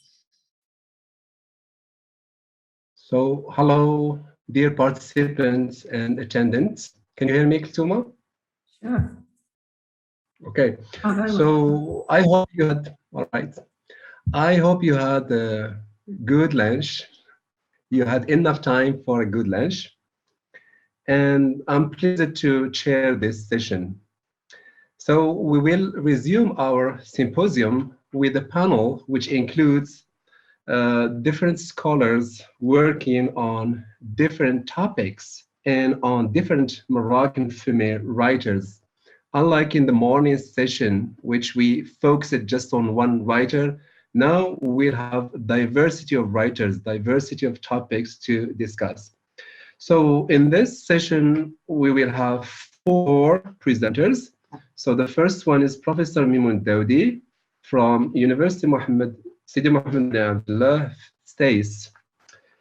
And we have Zainab Rabouj, and I think she is doctoral student, and she is from Mohammed bin Abdullah University too. And we have Fatima Zahra Alawi Mhriz, and she is a doctoral student from the University of Mohammed I Wajda. And finally, last but not least, we have Professor Kulthuma Al-Gursh, who is also a doctoral student, and she is also a teacher trainer. So we'll start this session by presentation given by Professor Mimoun Daoudi. The title is Placeless Migrants and the Periods of or Successful Border Crossing in Second Generation Moroccan Spanish Diaspora Literature. So, Daoudi, you have about 20 minutes, less than that, but no more than that. Thank you so much. The screen is yours. Okay, thank you, Professor Abdullah. Happy to meet you again after long ages. I also would like to thank Kulthuma for organizing this symposium, also together with the Institute of Modern Language Research. Happy to see some of my students here, and also happy to see my student Zainab, a PhD candidate now in this panel. Well, I like the morning's presentations. They were very insightful. My presentation, of course, in the realm of what you, Professor Abdullah, started this morning concerning roots of migrant writers. You took, or you've taken Al-Alami as a case study. I'm going to go to Moroccan diaspora in the Spanish. Simon, I'm sorry. Can you adjust your camera? We see just half of your face. Yes, that's is that okay now? Yes. Yes, right. It's great. All right. Thank you. Okay. Thank you. So in the Moroccan Spanish literature, namely the Moroccan Catalan writer Najat al-Hashimi. Okay, of course, concerning the theoretical background, I will talk about the theory of Stuart Hall, Clifford, and end up with Walter Mignolo and border thinking. And then I will go to talk about the differences between second and first generation of Moroccan migrant writers, and then to the Moroccan Spanish literature and to the text that I'm going to analyze, which is The Last Patriarch. I hope time will allow me to cover these points. Professor Abdullah, can you please just remind me of the remaining time, just to take the pace? Okay. Now, contemporary theories, diaspora. Thank you. Diaspora challenge the notion of fixed point of origin and singular historical moments that create diasporic communities. So the theoretical input of Homi Bhabha this morning was mentioned, Paul Gilroy, James Clifford, Gayatri Spivak, to name but these, has vitalized diaspora studies. So their theories challenge ways in which we understand culture and develop new ways of thinking beyond the limits of the nation state. In this way, Stuart Hall's conceptualization of identity as an articulated positioning is useful in gaining a theoretical understanding of the concept. He argues that collective identities can be forced to work towards a political end and then re-articulated in a different conjuncture. Identities are, for Stuart Hall, unstable points of identification or suture, not an essence, but a positioning. Stuart Hall suggests that identity formation has two interpretations, arising from shared experiences and culture, or through difference, conflict, and rupture. He argues that centering Africa within Black cultural identity imposes an imaginary coherence on the experience of dispersal and fragmentation. Instead, he accepts the second interpretation, arguing that Afro-Caribbean people constitute a diaspora not because identity can only be secured in relation to some sacred homeland to which they must at all costs return, but because a metaphorical interpretation of diaspora describes the hybrid, diverse, and fluid creation of identities. Furthermore, James Clifford's words, the empowering paradox of diaspora is that dwelling here assumes a solidarity and connection with there. But there is not necessarily a single place on an exclusive nation. Diaspora is thus a useful key to the entire workings of creolized, hybridized, and impure cultural forms. When migrants move into different political, economic, and cultural systems, diasporas disrupt old power relations and make them different configurations, and hence new forms of power relations may occur. The encounter, in fact, results in a transformation of cultural and national discourses with reference to local and global intervention. With diaspora, the nation is a geographical and historical locality, becomes a mobile body of interrelationships. So diasporas transcend various historical, political, and cultural presences into a new deteriorized construction of national imaginary. With global expansion, nations fuse into each other's spaces, not only in terms of economy and politics, but also in terms of cultural and literary productions. The very term diaspora indicates not only a movement out of the country of origin, but also a movement out of culture and out of oneself. Existence between multiple locations of cultures and languages may result in belongingness to both spaces, the original and the host ones. Belongingness thus becomes decentralized, giving impetus to the production of hyphenated identities. The hyphen is very important in determining diasporic identity. That's why we say Moroccan American writers, Moroccan Spanish, Moroccan French, Arab, British writers. So the hyphen is very important. For Levy and Swedenborg, the hyphen becomes the third time space, a space that is charted in the interstices between the displacement of histories that constitute it and rootedness in these histories in the politics of location. So the way migrants try to face and overcome that condition of being homeless is inevitably correlated to the ways that they try to reshape identity, decompose biographical disruptions, and redefine their sense of belonging. To some extent, the migrants' reconstruction of the sense of home is intended as a metaphor for their reconstruction of self, biography, and belonging. Home in diasporic discourse can be considered as a proxy of both continuity and discontinuity, where different cultures, languages, values converge, or it can be regarded as an unstable link of different traditions based on a paradox of constant separation and reunion. In the perspective of diasporas, home is not merely a place of origin, but also displacement of mobility, since they carry part of their home everywhere and translate it into various local discourses.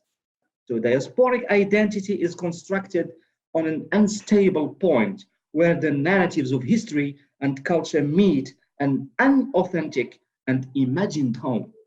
Both the home of origin and the country of residence become unstable locations for diasporas. In the home country, they do not feel native, and in the host space, they are strangers. Diasporas situate themselves between homeness and homelessness. They keep shuttling between the major culture and the host space, and the host space and the one they brought with them. They have a sense of unbelongingness because of the experience of displacement. So place for diaspora is not a fixed complex. It has, or a fixed concept. It has, in fact, been displaced and opened up to an unlimited system of spacing. It is renegotiated in relation to cross-cultural interactions. So migrant writers here have the privilege of a unique artistic consciousness, which results from their position as homeless agents. This position permits them to speak of matters of universal significance and allows them to see from the inside as well as from the outside. However, they face the challenge of cultural differences because they delve into a journey of localities. Indeed, these writers' spaces are flexible and their borders are mutable and inconsistent. These writers' stories occupy different positions that lead to the disappearance of borders as well as the signifier and the signified. There are important differences between now the first and second generation of writers. In Morocco, for example, so they mark a tremendous evolution in this literature. First generation writers came to the new country, namely France, Belgium, and Holland, and Germany as adult individuals. As a consequence, their writings reflect the very experience of immigration. In this way, they may be considered as documentary or ethnographic writings. Moreover, in the novels written by these first-generation immigrant authors, themes of return dominate their literary productions. Their work could be conceived of as being on the margin of the national literary canon.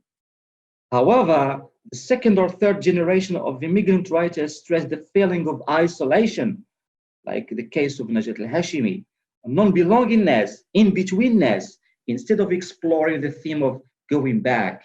Most novels written by second generation authors primarily deal with the latter struggle to find their place in the host society and to construct an identity of their own. Characters inhabiting their narratives often seem to have no decision to determine the cultural and ethnic belonging. While history is always present in the literature of the first generation of immigrant writers, since the reasons that pushed them to leave their countries of origin are often present in their texts, the second and third generations enter the realm of history rewriting. Since history is no longer a reference, it's rather interrogated, reviewed, and confronted. So these writers are concerned with articulating their identities over borders of the different cultures. They do not treat places in singular terms, but they translate them into various cultural passages. They try to establish new meanings and forms of locality through relocating place in a process of deteriorization. This process of deterioration. Apologies, everyone. We seem to have lost connection. All right, so just to fill up the gaps, see, Mimoun Daoudi was trying to give us a kind of general background about diaspora literature and what does it entail, okay, to write within this tradition. So he started by the notion that diaspora is a deconstructive entity that displaces all kinds of closed categories and mode of thinking, be they cultural, social, or political. So in short, can you hear me, Siddhavdi? Yeah, I'm sorry, something Okay. went wrong with my connection. I'm extremely sorry, something happened. I don't know what happened to my case. So Najat al-Hashmi, a Moroccan Catalan writer, so her debut in the Moroccan or the world of literature is I Am Catalan Too, okay? But the second novel, which is The Last Patriarch, gained ground in the literary space, in the cultural space in Europe, and of course in Morocco. So the novel speaks about the story of a Moroccan immigrant, okay, who immigrates to Catalonia, the capital Barcelona. His name is Mimoun, is a despotic patriarch who enters into conflict with his daughter, presumably Najat al-Hashimi, who breaks with the traditional values of the old country to adapt to the new modern culture in which she finds herself. This work, Najat presents the tensions and conflicts between the new literate generations of immigrants already adapted to the country that has welcomed them and the previous illiterate, unskilled generation epitomized by her father, who is still very much attached to all that has been left behind. This triggers detailed investigation, both because of the enthusiastic critical reception of a diaspora writer who writes in a foreign language, and because of the manifest critique the author shows for the culture she belongs to.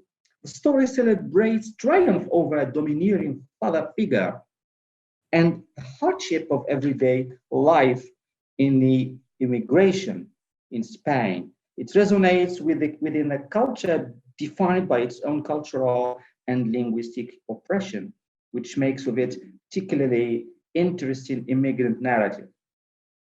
Equally, throughout the narrative, we become aware of the colonial history of Spain and its domination over Morocco, as well as the history of oppression of Moroccan migrants in Spain.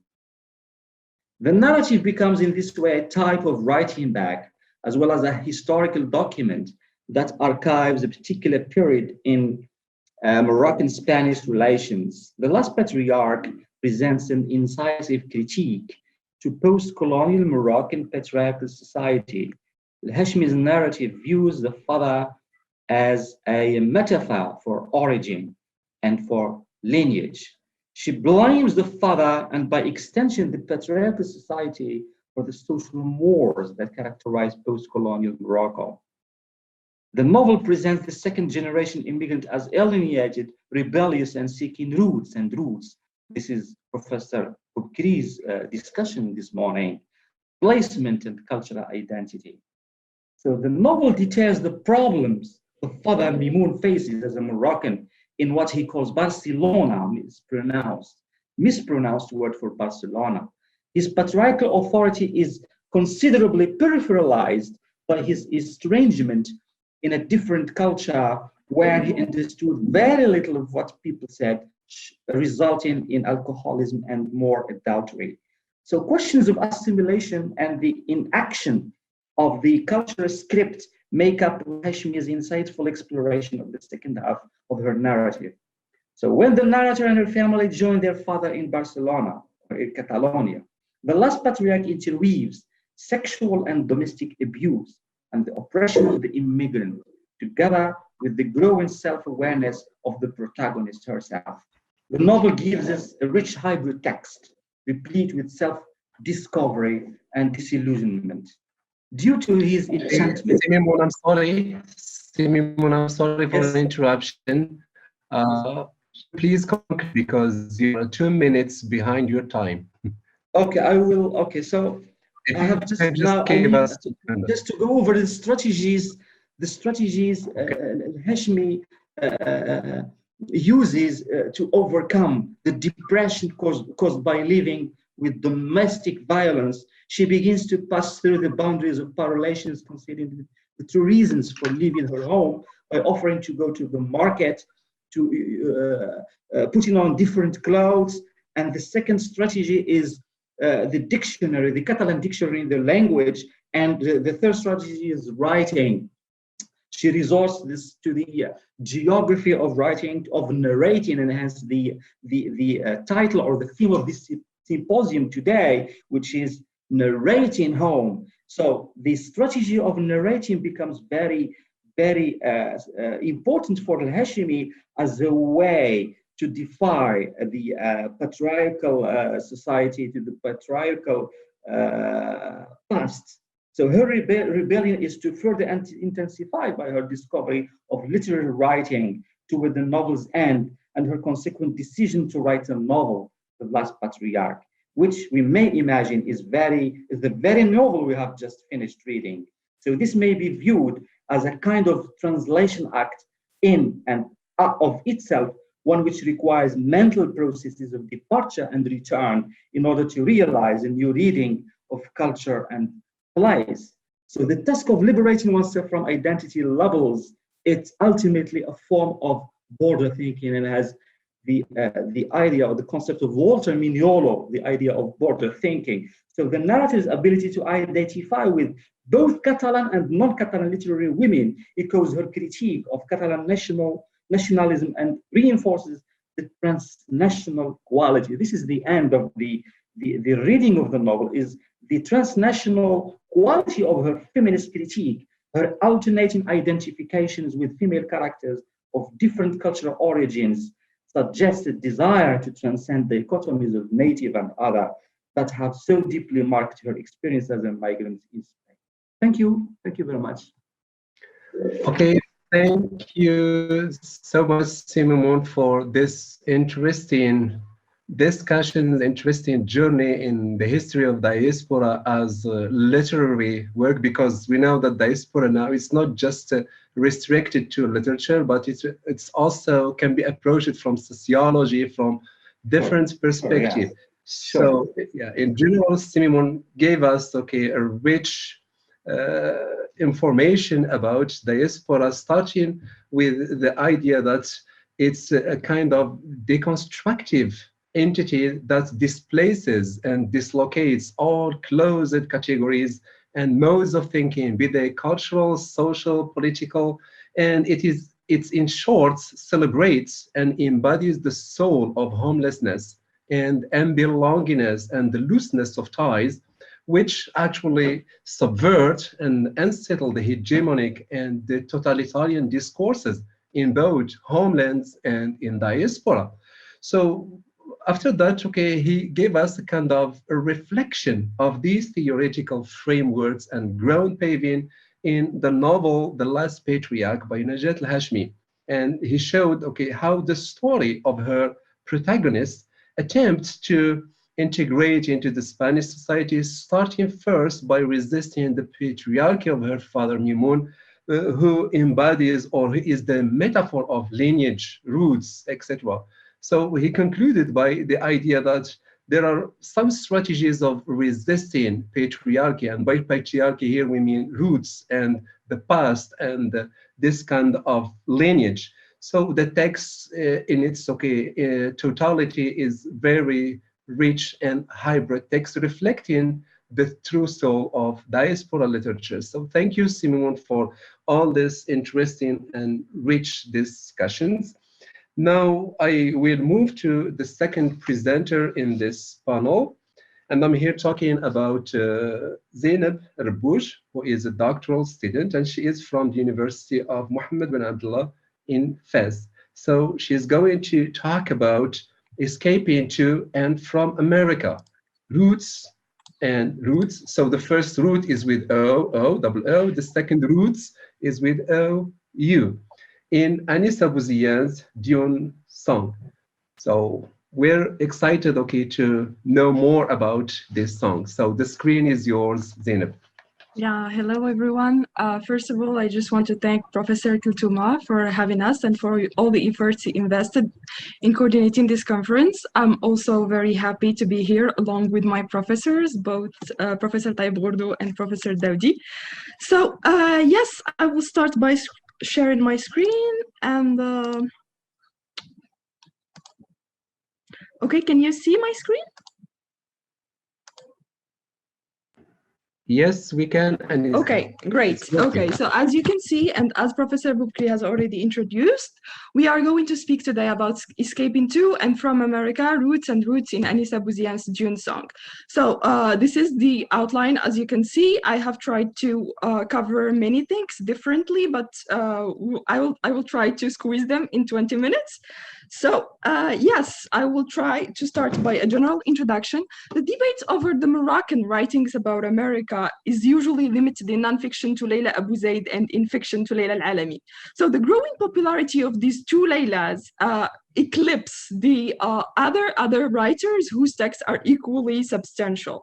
Moroccan literature about America in general exists in a variety of forms, and there is a big difference between the Moroccan literature written before 9/11 and the one written after 9/11. Dune song is indulged in the category of Moroccan diaspora written in the post-9/11 era. So this study aims at analyzing the effects of 9/11 on Arab Americans living in the post-9/11 America through the character exactly of Jihan Natar.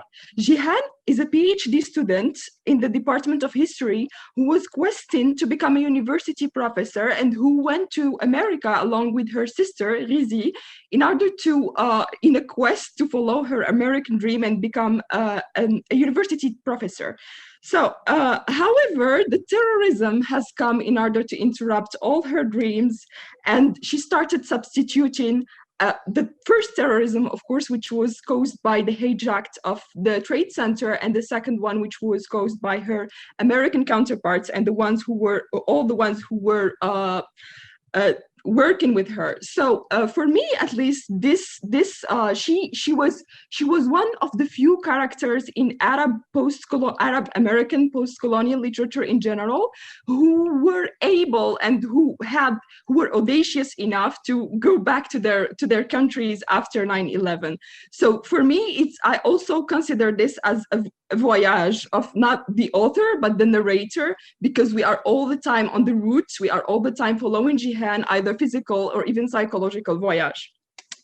So in approaching this novel, I will adopt a post-colonial feminist theory, which will allow me to highlight the way Bouziane has answered back both to the imperialist and Orientalist discourse in general and to the patriarchal discourse, because one of the most important traits of this Jihan's return is the fact that when she came back to Morocco, she did not go directly to her father's house in Tangier, which kind of represents patriarchy, but she preferred to go in a journey of self-discovery in the south of Morocco through the Sahara.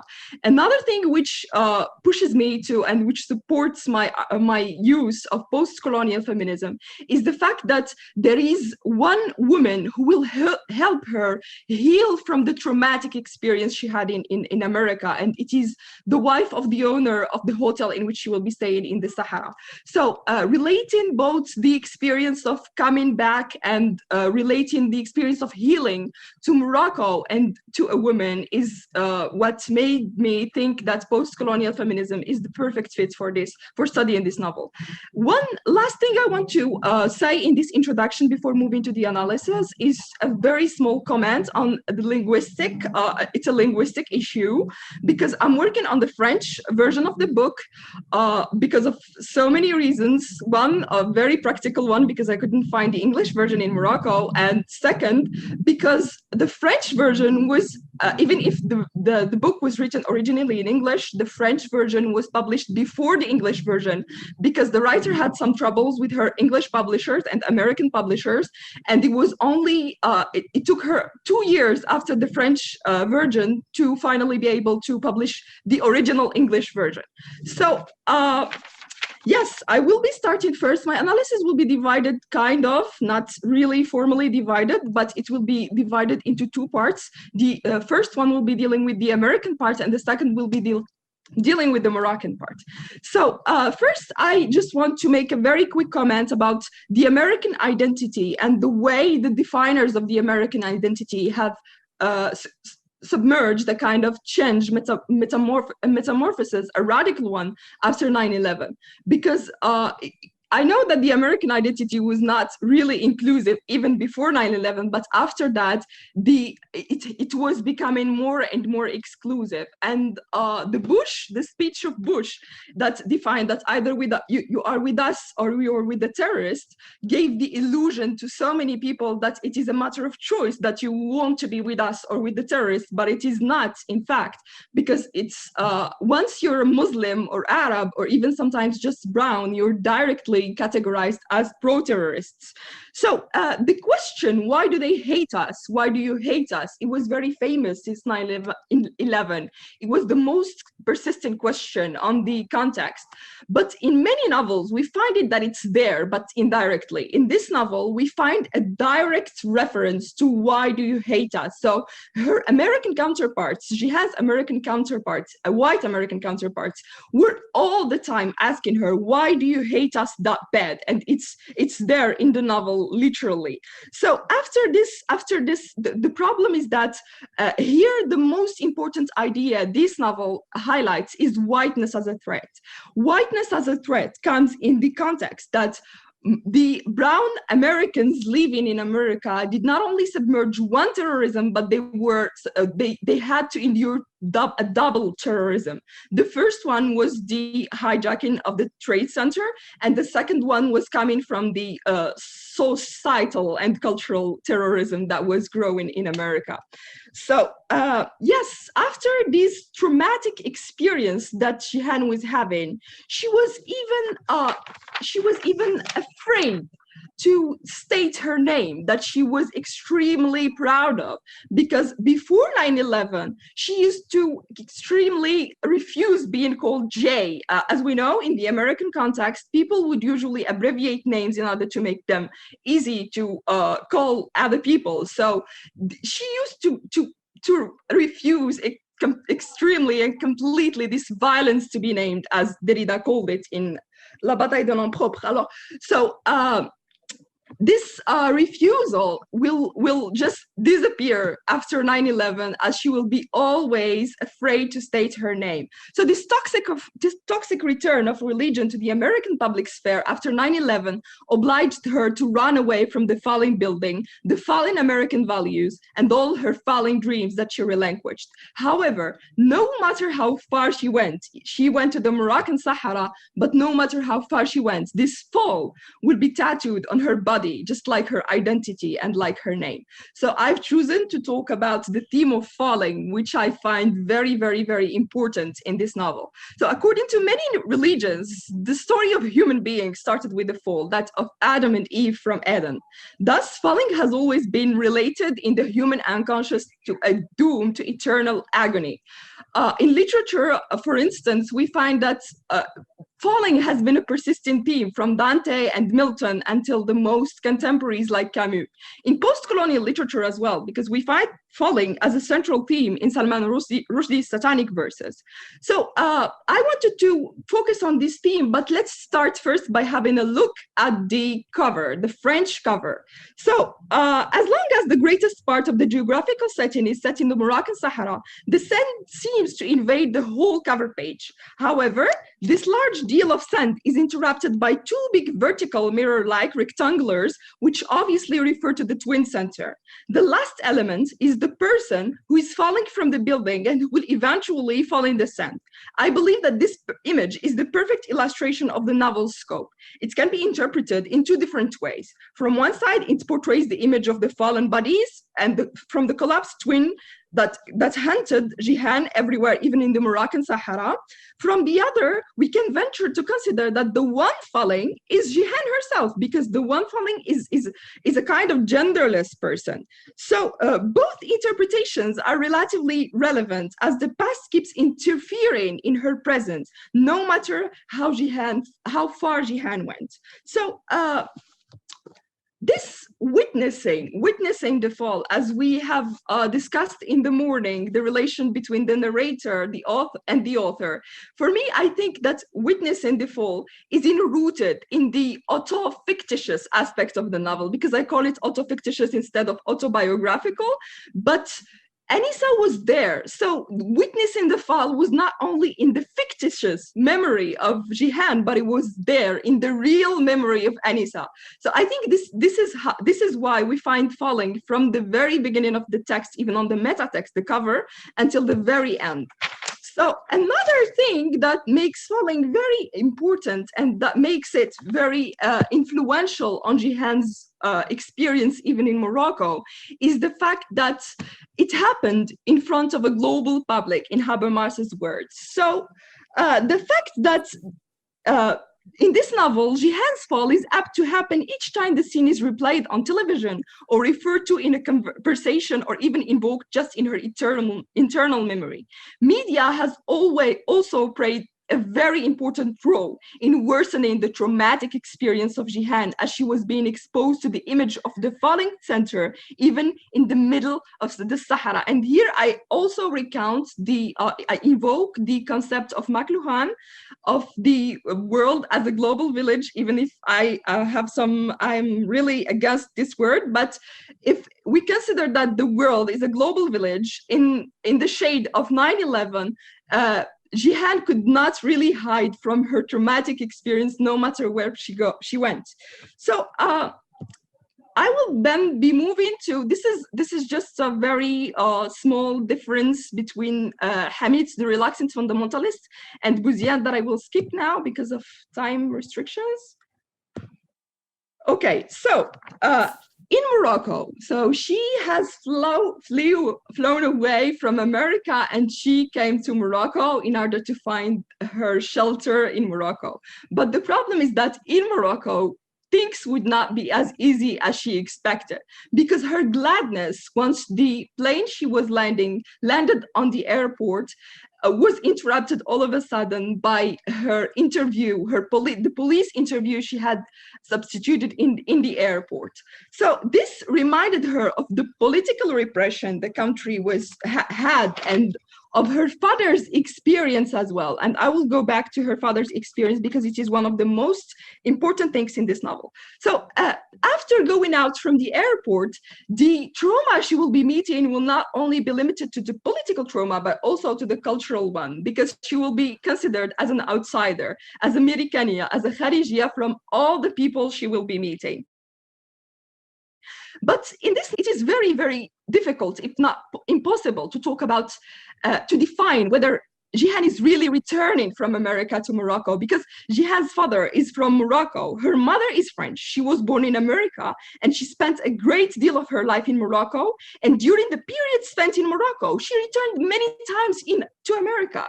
So there's this kind of va-et-vient between Morocco and America that makes defining which of them is whom and which of them is exile very, very, very difficult.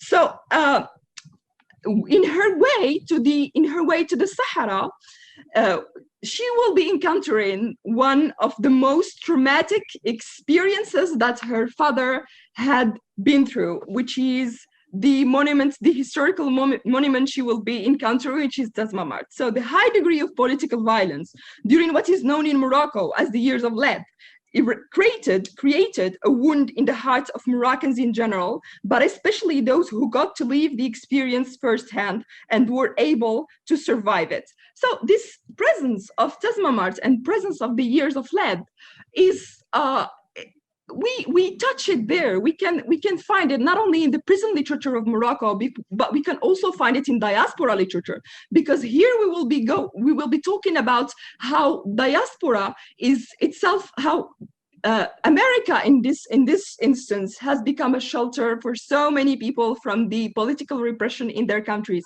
and we find this point exactly. We can find it as well in the other Americans, but America was indeed a shelter from Moroccan traumas for so many Moroccans until an American trauma came through, and as long as the one Jihan experienced firsthand is the American trauma, then no matter how Morocco's dark face was highlighted by her family, she still perceived it as a lighter space than America. So yes, here I am moving to another and the last part of this presentation, which will be dealing with the experiences of both sickness and healing in Morocco. Well, the experience in Morocco has been generally described and characterized by sickness, and this sickness is, of course, lived and relived through her memory. And memory here is very, very, very important, because no matter how Jihan made efforts to escape from her past, she was still under the clutch of what Peter Levin called the tyranny of the past. So it is through her individual memory that was constructed by the effects of a collective experience of trauma that Jihan relieves her vulnerable experience of fear and anxiety on a daily basis. This uninterrupted interruption of the past to the present caused Jihan both endless psychological and corporal vulnerability. As Marx puts it, the burden of the past always weighs heavily on the present. This intrusion of memory, I will be commenting on the style now a bit, because someone has already talked in the morning about the postmodern style, and Issa Bouziane is also adopting a very, very postmodern style. It is very well illustrated on the level of the style, because we have a kind of entanglement. It's a temporal entanglement between the two parts, the American and the Moroccan part.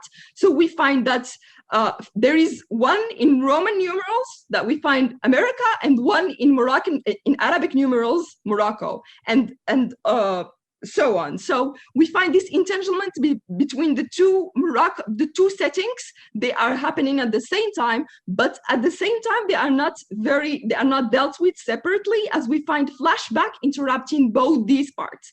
But I will dare to say at this moment that the way Morocco interrupts America is more positive than the way America keeps interrupting Morocco. So yes, in order to show us how sick Jihan was, Anissa Bouziane had this long Joycean stream of consciousness that she used in order to show us how agonist Jihan was. And I think I'm running out of time, isn't it, Professor? Yeah, Zainab, you have about 1 minute. Okay, yeah, 2 minutes. 1 minute. 2 minutes. Okay, I will just be moving to the experience of healing. The experience of healing that Jihan has had was completely supported by Fatima.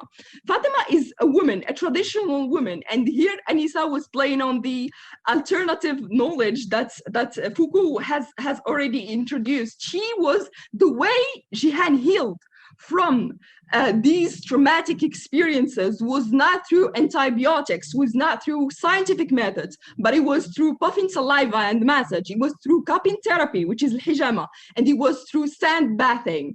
And yes, at the end, we find that Anissa Bouziane, like she adopted kind of the Foucauldian attitude towards alternative ways of healing and scientific ways of healing, in the way that she couldn't really say whether Jihan was healed by this or by that. And the last quote shows it. And yeah, thank you very much. And sorry if I've taken. Okay, thank you so much, Rupuz Zainab, for sticking to the time. You have 18 minutes exactly. Thank you so much for being on time. So, and thank you for this thought-provoking and lively presentation in which you approached the novel Dune Song by Bouziane within the post-9/11 America framework, and of course the change in discourses on the Arabs in Morocco. So what's the new thing that I learned from your presentation is that there is an idea of return to the homeland, in a way, okay, to seek what you call a heal, to heal herself. For the protagonist, Jihan, okay, she was looking for a kind of, let's say, a remedy to her, okay, existential problem in the US. But what she finds in Morocco is another othering discourse, because they consider her as a foreigner, someone who is not Moroccan. And this actually reflects her status, because she said that she is herself a hybrid character, because her father is Moroccan and her mother is French. But the thing that I couldn't also understand, where is the French dimension in Jihad? We have just here the Moroccan dimension. She came back to Morocco. Why not to France?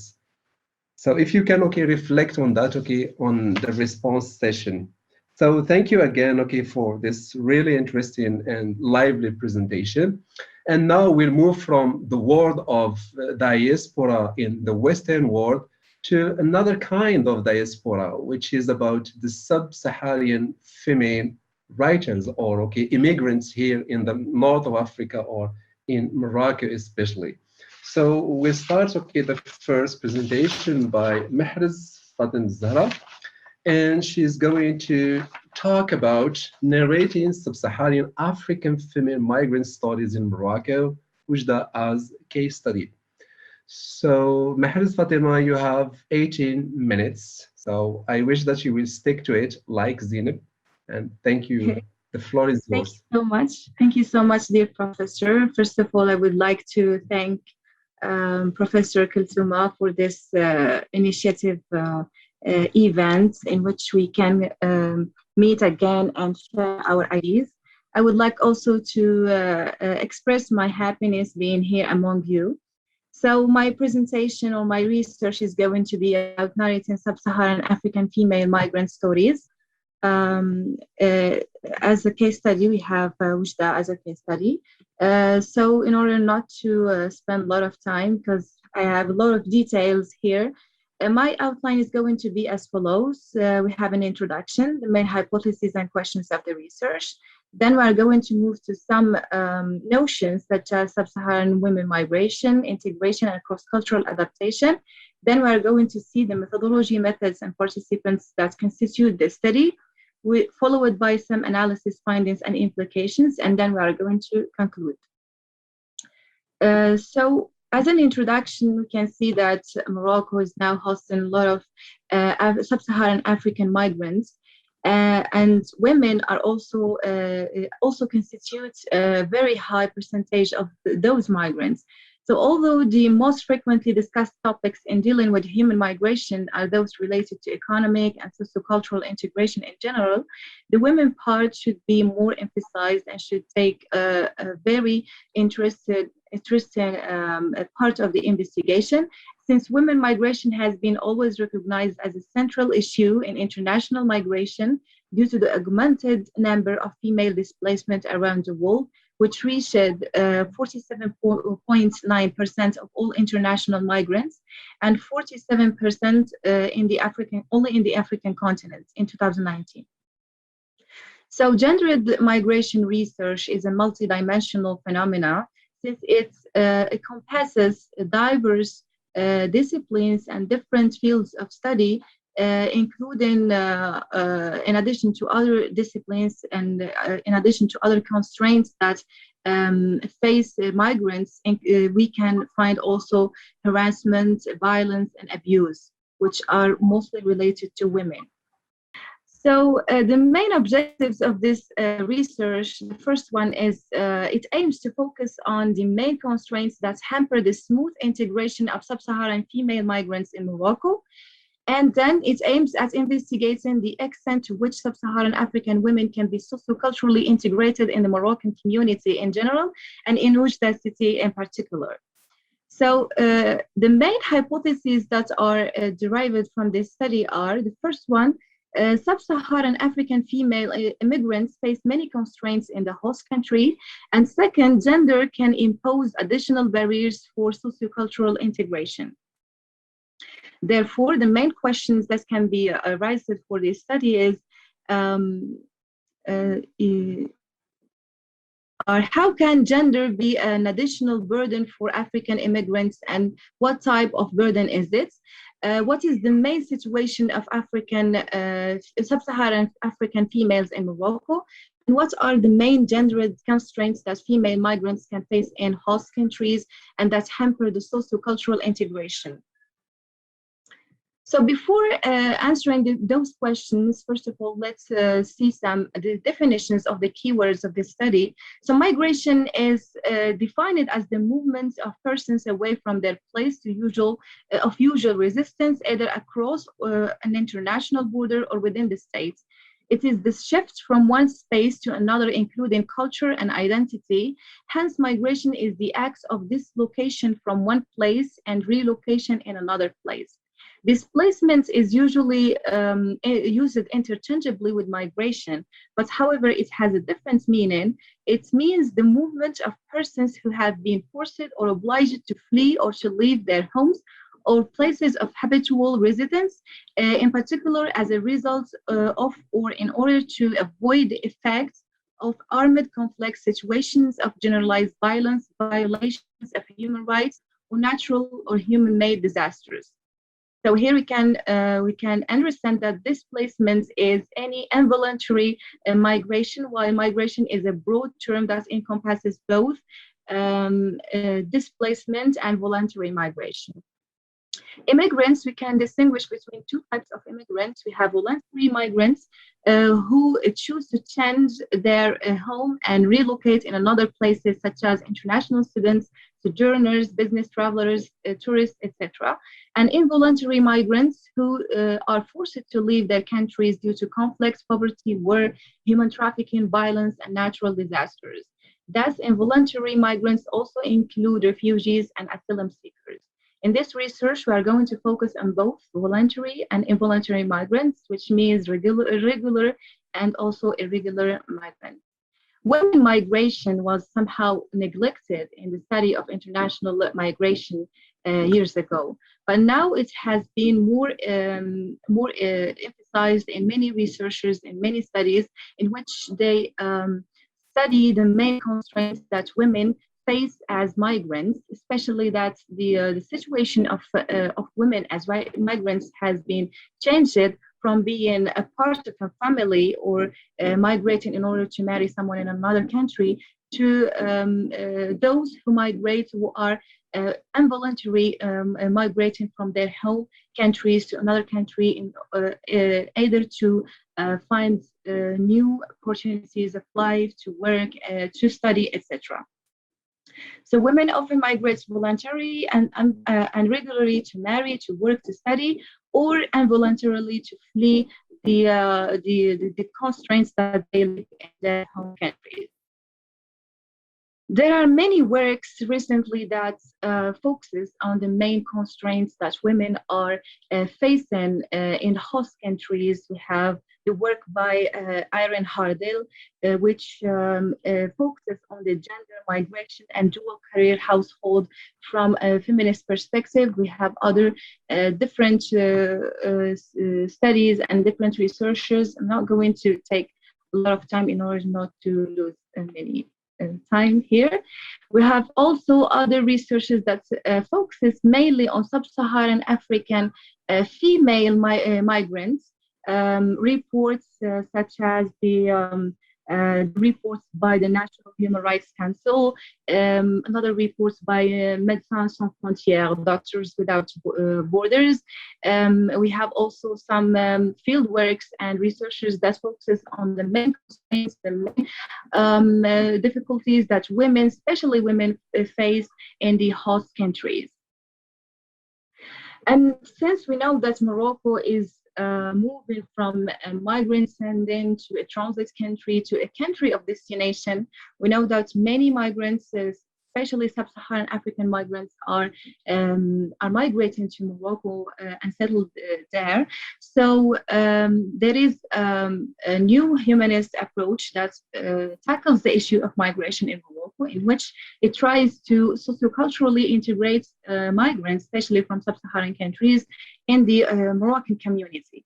This research tries to investigate this implementation of the humanist approach and try to know whether African females find or experience this humanist approach, or there are many difficulties that hamper this smooth integration.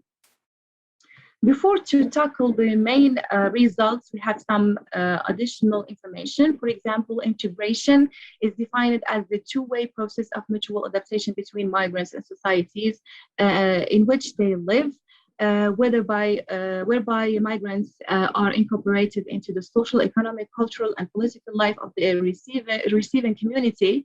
We have also the cross-cultural adaptation framework, which examines how people from a cultural background move to another culture and learn their language, customs, social norms, and rules. So we are testing these two elements in our study. For cross-cultural adaptation, we can distinguish between two types. We have short-term adaptation and long-term adaptation. Short-term adaptation is for temporary migrants, and long-term adaptation is for long-term migrants. The first one entails 3 stages, which is anticipation, cultural shock, and adjustment. So the first one, they have some previous knowledge or previous ideas about the host country, cultural shock in which they find another reality, and then adjustment in which they try to adjust the new culture. The second one, which is the long-term adaptation, entails 4 types, which is assimilation, in order to assimilate the host culture and value it.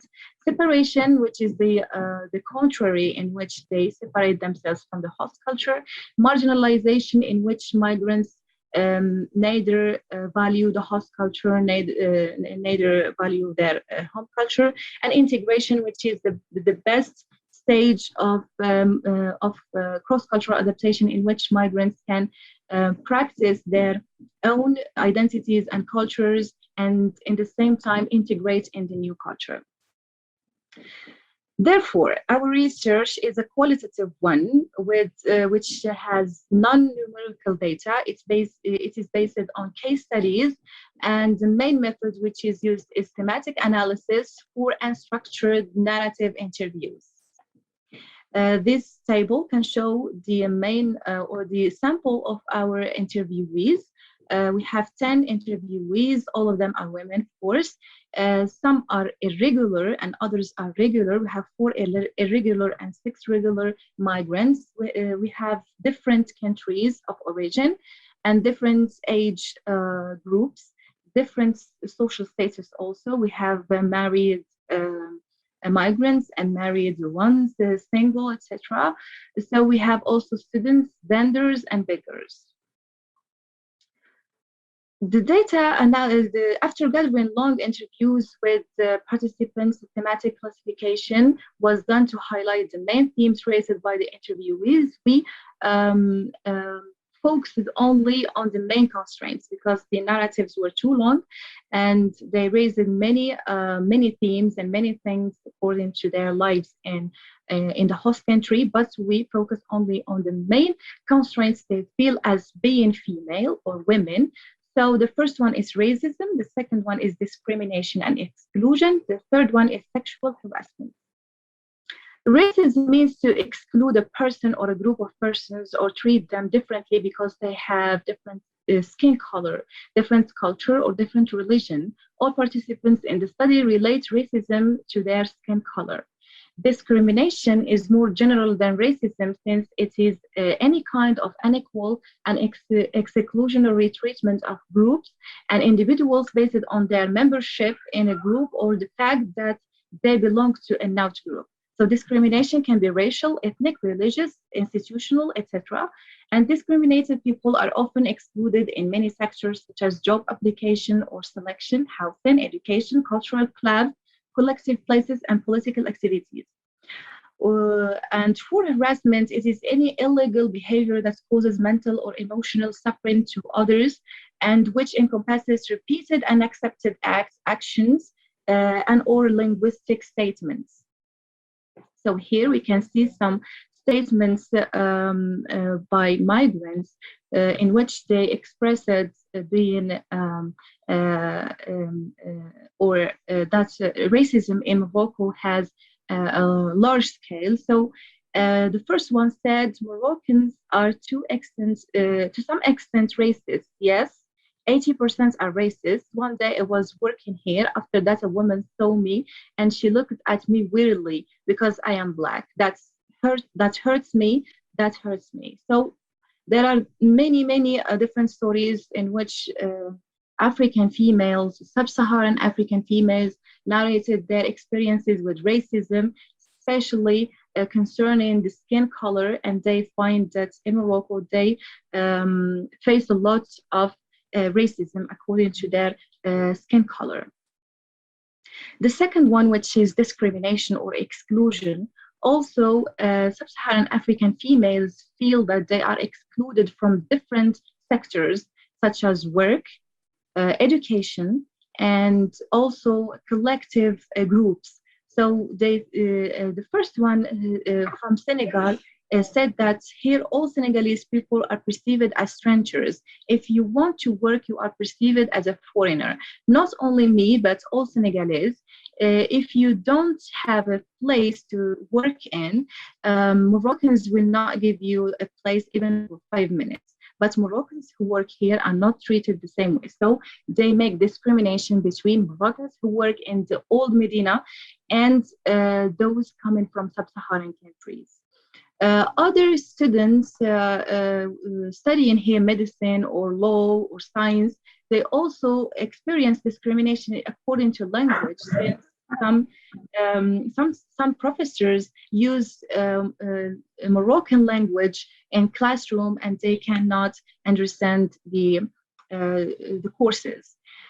So another issue, which is harassment. This is a little bit confusing since all students I interviewed them said that they experience harassment, while those who are irregular migrants, such as beggars and workers, they said that they do not experience harassment in Morocco. So here we can critically think that even though in negative issues such as harassment, there is a discrimination also.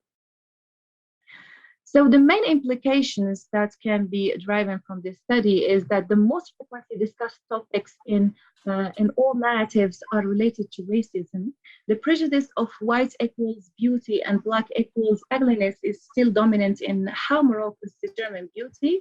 Stereotypes are not only related to beauty, but also to personality and behaviors. Some Moroccans view sub-Saharans as dirty, loud, and nervous. These stereotypes reflect the reason why they are viewed as strangers.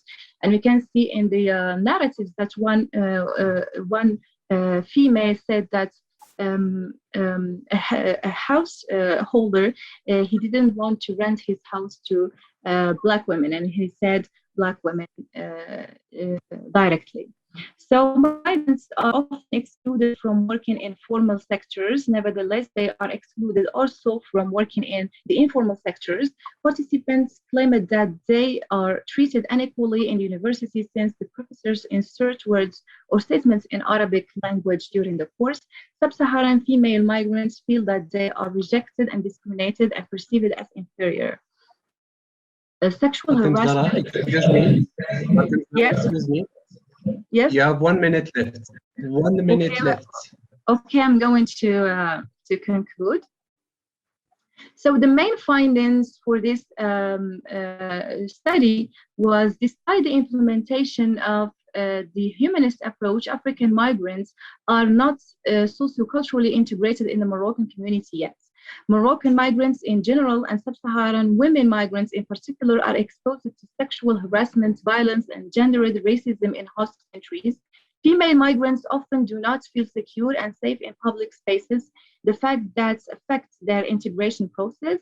Acceptance and equality are very important for female migrants to feel as a part of the new community. Some female migrants, especially vendors and beggars, try to assimilate the Moroccan culture to better integrate or to pretend integration, while others try to separate themselves from the Moroccan context.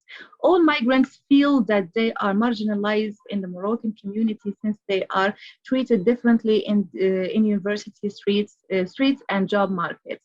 We cannot deny the work or the role of Moroccan government in integrating the sub-Saharan Africans in general in Morocco, but still there are many difficulties, many constraints that face them in this country. And these meetings, these events, these conferences have the role of reshaping or reconstructing the images that Moroccans or Arab world or the entire world have concerning the migrants. I'm sorry, I have to stop you here. This is the final words. Thank you so much for your attention. Okay, thank you so much for this well-designed and accurate presentation based on research and on data. And you talked about the status of immigrants in general and sub-Saharan migrant or females in Morocco.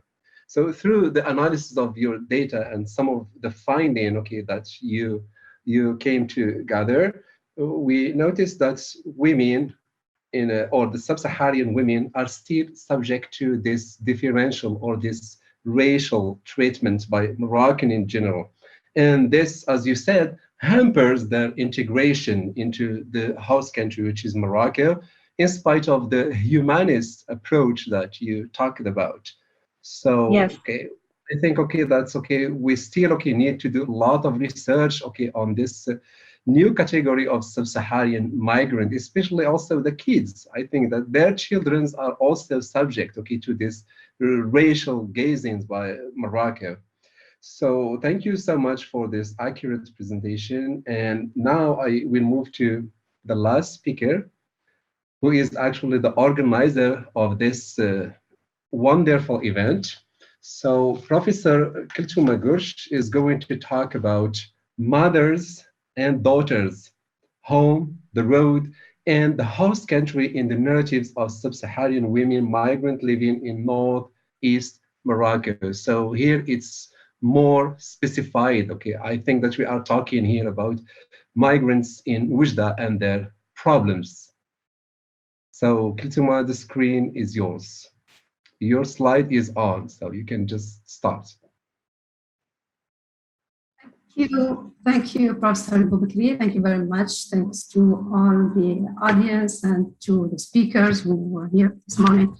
So it's always a big frustration for me to speak in public, even after 3 decades of teaching experience. This is my first slide. It's about just introducing the symposium. So as Mr. Boubakri mentioned, my presentation is about the mothers and daughters, their stories, the stories of the home, the road, and the host country in the narratives of women, sub-Saharan women migrants. My outline on my presentation outline goes like this. I have an introduction, which is going to just make reference to the difference between grander narratives and small narratives and the in-between narratives. What I don't know if I have ever seen this label in-between narratives, but I just felt comfortable using this one. But also previous actions, storytelling, theater, music, and all those attempts to help the sub-Saharan migrants speak. My methodology, I mainly opted for interviews and requests to sub-Saharan women migrants to write their stories. Of course, I gave them clues. I always told them, this is what I want you to speak about. So they start speaking about it. Sometimes they add things on their own, but most of the time they just feel just lost. They didn't know what to write about. So I helped with clues, which means I gave the main themes and sub-themes. I'm not going to dwell on the history of migration in Morocco, because this has become common knowledge. So it will be just time wasting. This is just an introductory picture because it's all about borders. It's all about frontiers and closed frontiers, the frontières fermées, which we see here. It's like a shock. It's a visual it's a visual denial to pass, to move on. So just remember this. I don't know if you see my pointer. Remember the last picture on my right, or on your right, because this will have a story. This is just, as I said, common knowledge is the route, the migration route. Again, latest statistics say that at least 7,500 deaths were registered in the African migration routes in the last, I just want to, okay. I have a screen inside the screen. In the last year, of course, just in the last almost couple of years. So that means, that doesn't always mean that sub-Saharan potential migrants will be deterred. So that never deters migrants from taking the risk. My methodology, my inspiration, by the way, my inspiration for this topic was what most colonial, post-colonial scholars know. It's what Spivak said in one of the most famous essays by Spivak, which was entitled "Can the Subaltern Speak?" So for me, there are, of course, for all of us as scholars, there are grand narratives versus small narratives, which are local ones, but there is also what I call, as I said before, in-between narratives. These are the people who may not be able to write, but they will be made to write. So my first inspiration was Fatima Mernissy's writing workshops for rural and urban underprivileged women. I invite you to do some research on this because when I saw some narratives on some electronic magazines and websites, and then when I read about Fatima Mernissy's writing workshops, I said, why not doing it with my interviewed women? Because I started these interviews in 2010 when I was preparing for my paper for the Istanbul World Congress of Comparative Education. And then I had the opportunity to present at the World Congress, the Toronto World Congress of Sociology.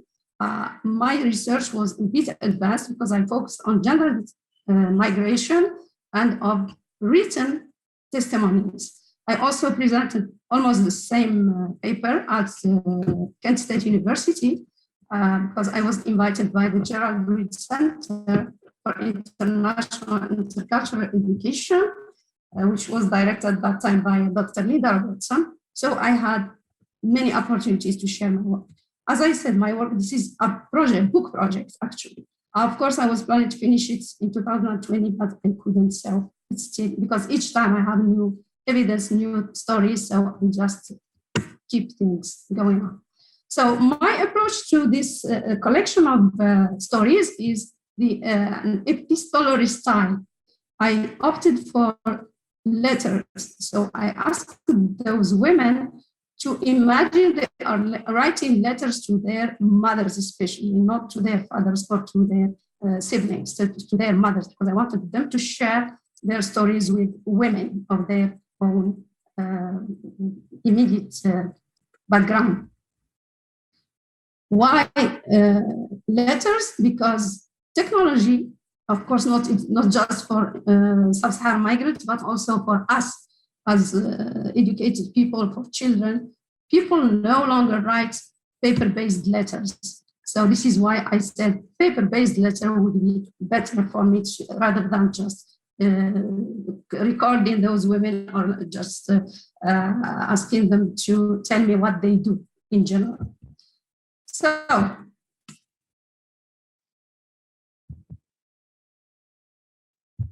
So, as I said before, so narratives could take many forms, not just written letters, but also through food, through music, through theater, hairstyle, and social and religious celebrations. So most women, whenever you ask them these questions, they like to talk about these things because it's kind of flashback, kind of memories, sweet memories. And of course, they approach this question with a comparative view, since they compare their home country's culture to the Moroccan culture. Of course, there are a lot of similarities there. So these are the themes that my interviewed sub-Saharan migrants focused on. Daughters or co-mothers. So there is this, we don't have this, what do we call it, zones. There is a contact zone between being a daughter and being a co-mother. Sharing the mothering experience with one's mother, of course, through letters. I have here letters to share with you. Mothers are the most precious treasure you may have. Excision or female mutilation, black magic versus excessive spirituality, jealousy, conflicts, violence, prostitution, and of course, the mother-in-law as a social cultural institution. The African version of the joys of motherhood. Of course, most of you are familiar with this title by Mitchell. Matriarchy, motherhood and matriarchy. Is it a myth? Is it something that women may no longer wish to be proud of?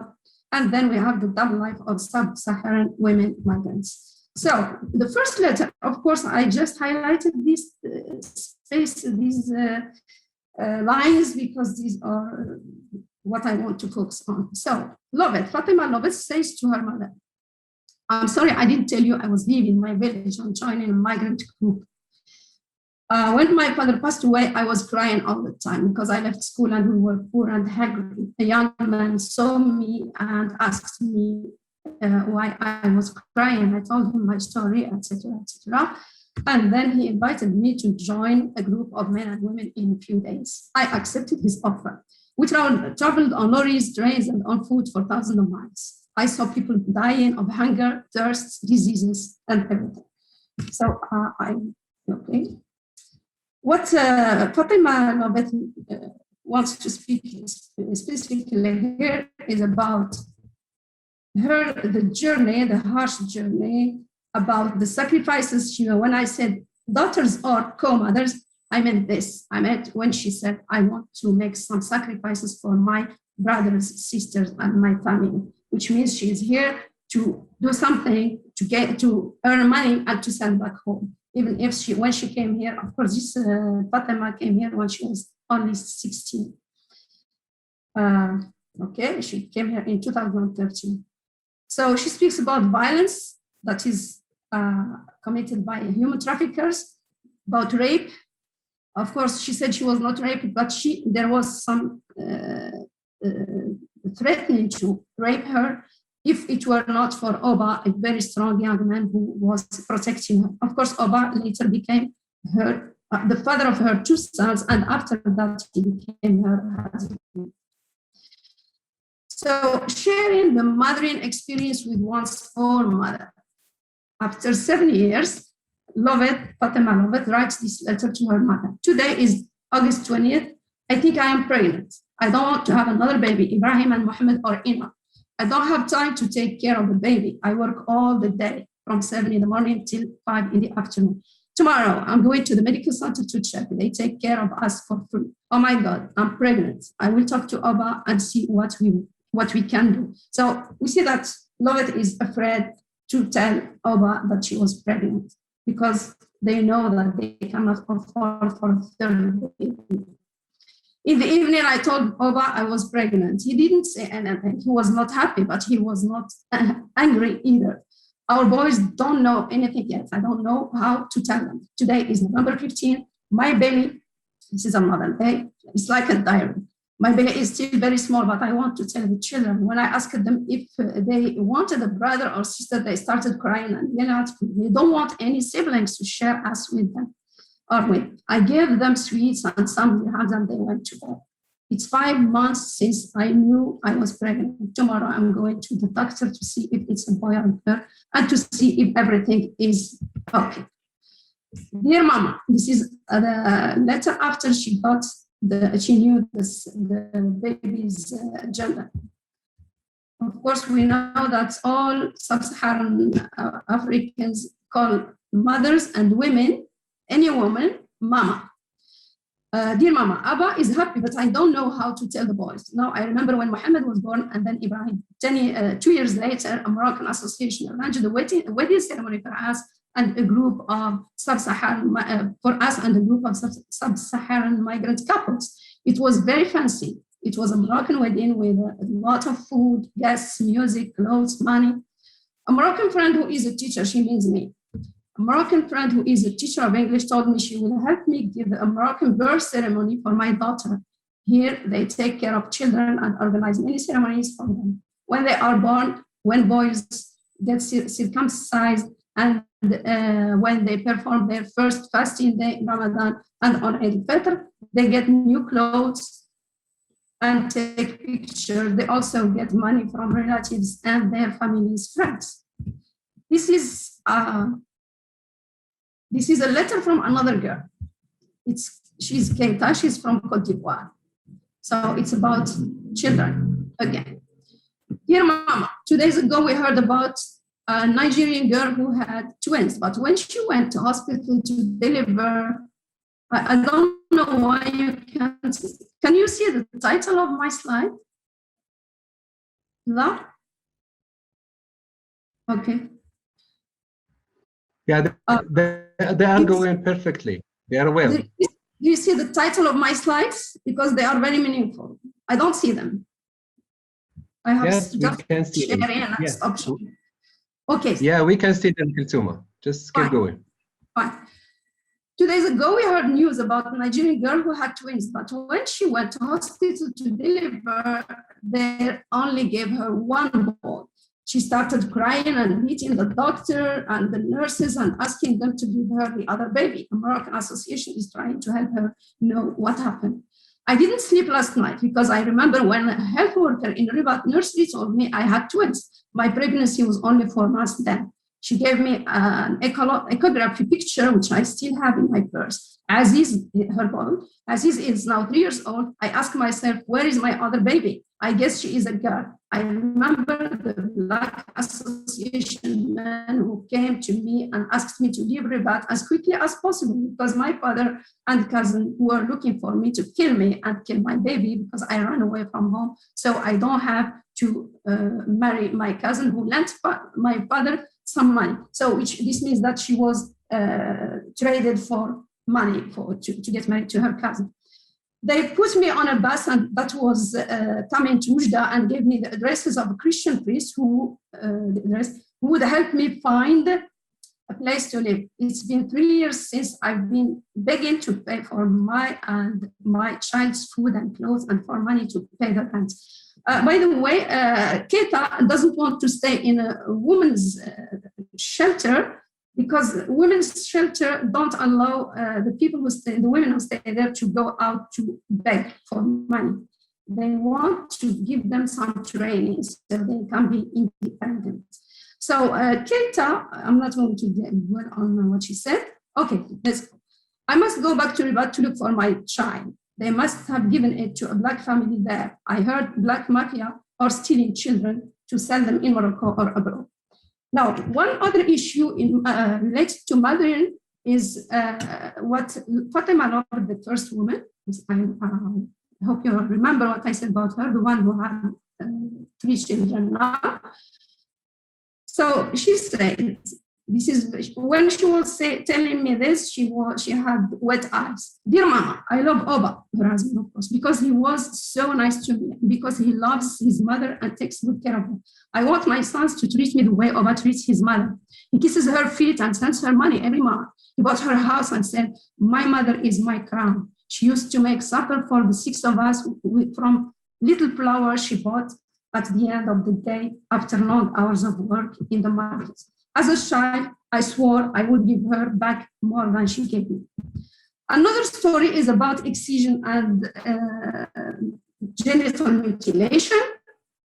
Keita has a very, very, very dramatic story to say about her experience with excision. She was excised twice because an old woman came to excise her. She was just yelling and moving a lot. So I don't know, she said they cut her clitoris, but then when her grandma came, to see the result of that operation. She said, that's not okay, that's not how we do things. So she had to do this operation again. You know, when we say operation, it was done in the most basic, primitive way. So Keita, in her writings, in her testimonies, she always speaks about violence, about suffering, about the difficulty to pee, about all of these things that are related to excision. As for Fatima Love, she's a Muslim, of course, because Keita is a Christian. None of the girls I asked said that excision or genital mutilation is associated to a specific religious or ethnic group. So they all say it could be just culture or tradition in their home. Lopez told me a funny story, but it's really, she said it with great conviction. She said they don't exercise genital mutilation because her mother asked the sheikh, she asked him, is there any mention of girls' genital mutilation in the Quran? He said no. So she said, I will never perform this operation on my daughters. So what they do is that they pour hot water, not very hot water, of course, warm plus water on the girl's genitals. And the Oba says these things with risk confection. She says this practice is performed twice a day till the clitoris shrinks down into the girl's body. So I'm going to do the same thing for my daughter. Also, it is very beautiful to see for her husband, and she can put on jeans without being ashamed of her body and without being hurt. So black magic is also present in the interviewed women's testimonies. We have two extremes. We have black magic and we have extreme spirituality. Lovett is always afraid that her enemies would kill her children, would give them poisonous candies, would do anything. While Keita and other women, they think that they have a mission, they have revelation, they will be religious figures in the future. Okay. The mother-in-law as a social institution, this is something I want to speak about, so I just speak about this and I move on, I will stop. I'm grateful for this idea of this, not the idea, but deeper thought about it to one of the guests in one of the presentations I gave at Kent State University. So when I talked about a girl who was beaten by her mother-in-law and who had to run away even if she was 7 months pregnant, he said, it's not about the mother-in-law, it's about the institution or the mother-in-law as an institution. Of course, if we had the possibility to share all of these letters with people, maybe after I write the book, hopefully, you can read all these stories. These are really very important stories. Joys of motherhood. For all the women, or most of the women interviewed, it's just a myth because the joys are intertwined with the burden of motherhood. The women, those people who studied African literature know that what we read about those great novels is that most men spend the day under a tree, sleeping or smoking or whatever, and the women are in the market bringing money home. This culture has been, these women are sub-Saharan migrants have brought this culture with them to Morocco. They are still doing the same thing as their mothers and grandmothers did in the past. So I'm going to stop here. I'm just going to talk about these are samples of the girls' writings. The limitations for my project is this. It's the problem is that of education. Not all of them are educated, so they can write comprehensible narratives. The problem of the means of communication, which have facilitated communication with the family. And of course, one of the most important things is the deeply rooted oral tradition. Thank you very much, and sorry for having abused of my authority, as Abdullah said, as an organizer. Okay, thank you, Kulthuma, for this engaging talk about the status of sub-Saharan African women here in Morocco and exactly in Oujda. So there is no better way of getting into the heart of the predicament of sub-Saharan African female traveler than to hear directly from them. And this is what Kultuma exactly did. She exposed us to the personal journeys and stories of these women about home and the host country. And okay, she focused basically on letter writings to their mothers back home. Uh, you also made a kind of distinction between grand narratives, small narratives. So I know this. I know grand narratives as theorized by Jean-Francois Lyotard, and also the small narratives usually by the marginalized people. But you managed to come up with a new category, which is the in-between narratives. And this is, I guess, the narratives of these marginalized sub-Saharan women. So thank you again for this engaging presentation. And we have about 20 minutes to receive questions. So I suggest that the attendant, if you have any question, you raise up your hand. So I have here someone, Khawla Zitouni. So Khawla, you can just unmute yourself and talk. Thank you very much for all these presentations. Can you hear me?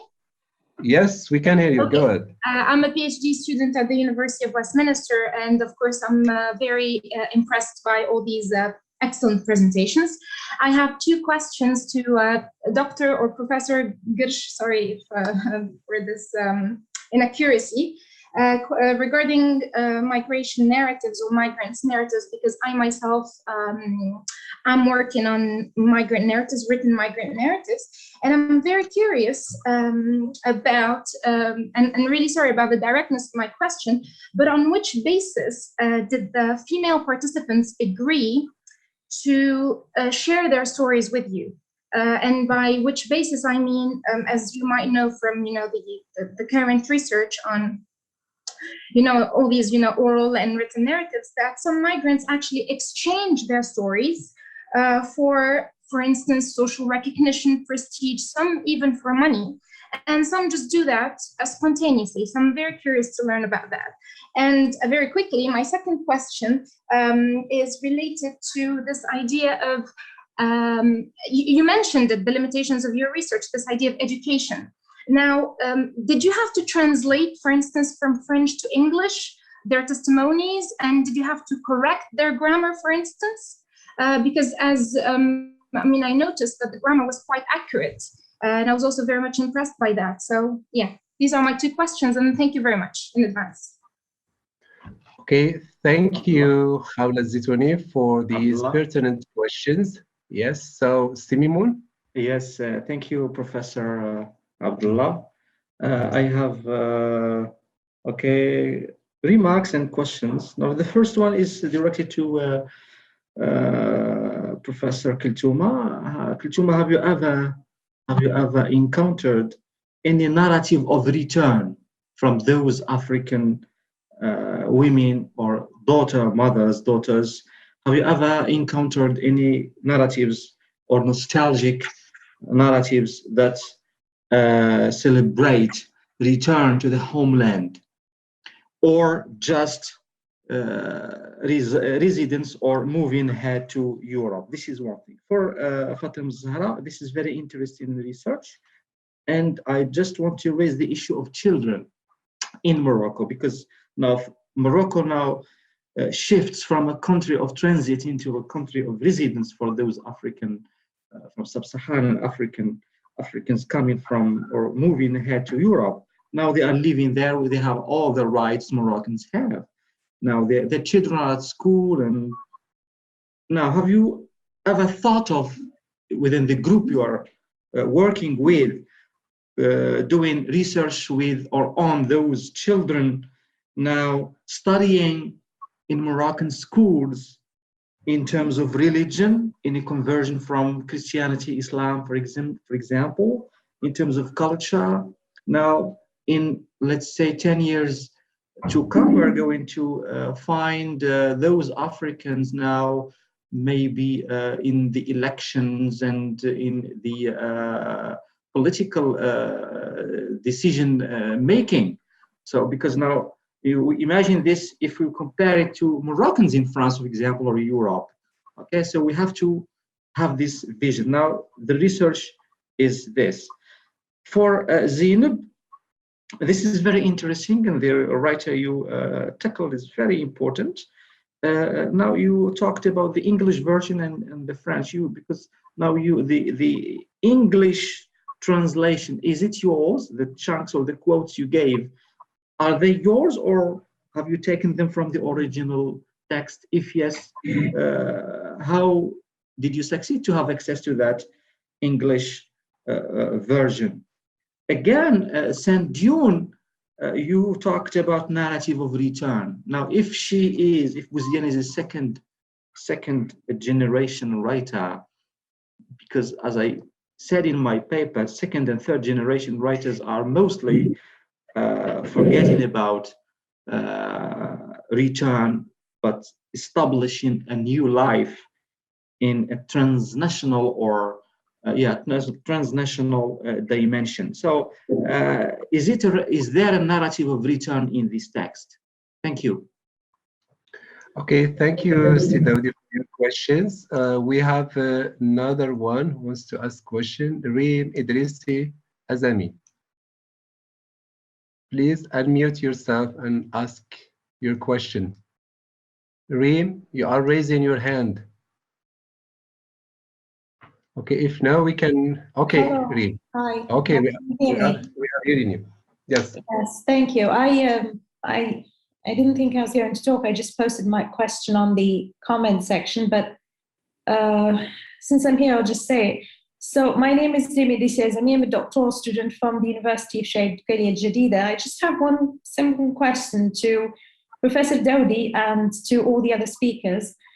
Doesn't the twisted representation of cultural displacement glorify the assimilated culture that is Western culture? Because I've seen that it seems like a universal theme here to non-universal, but let's say an African thematic thing to talk about their culture as if it's or the African culture if it's not such a good culture compared to the Western culture.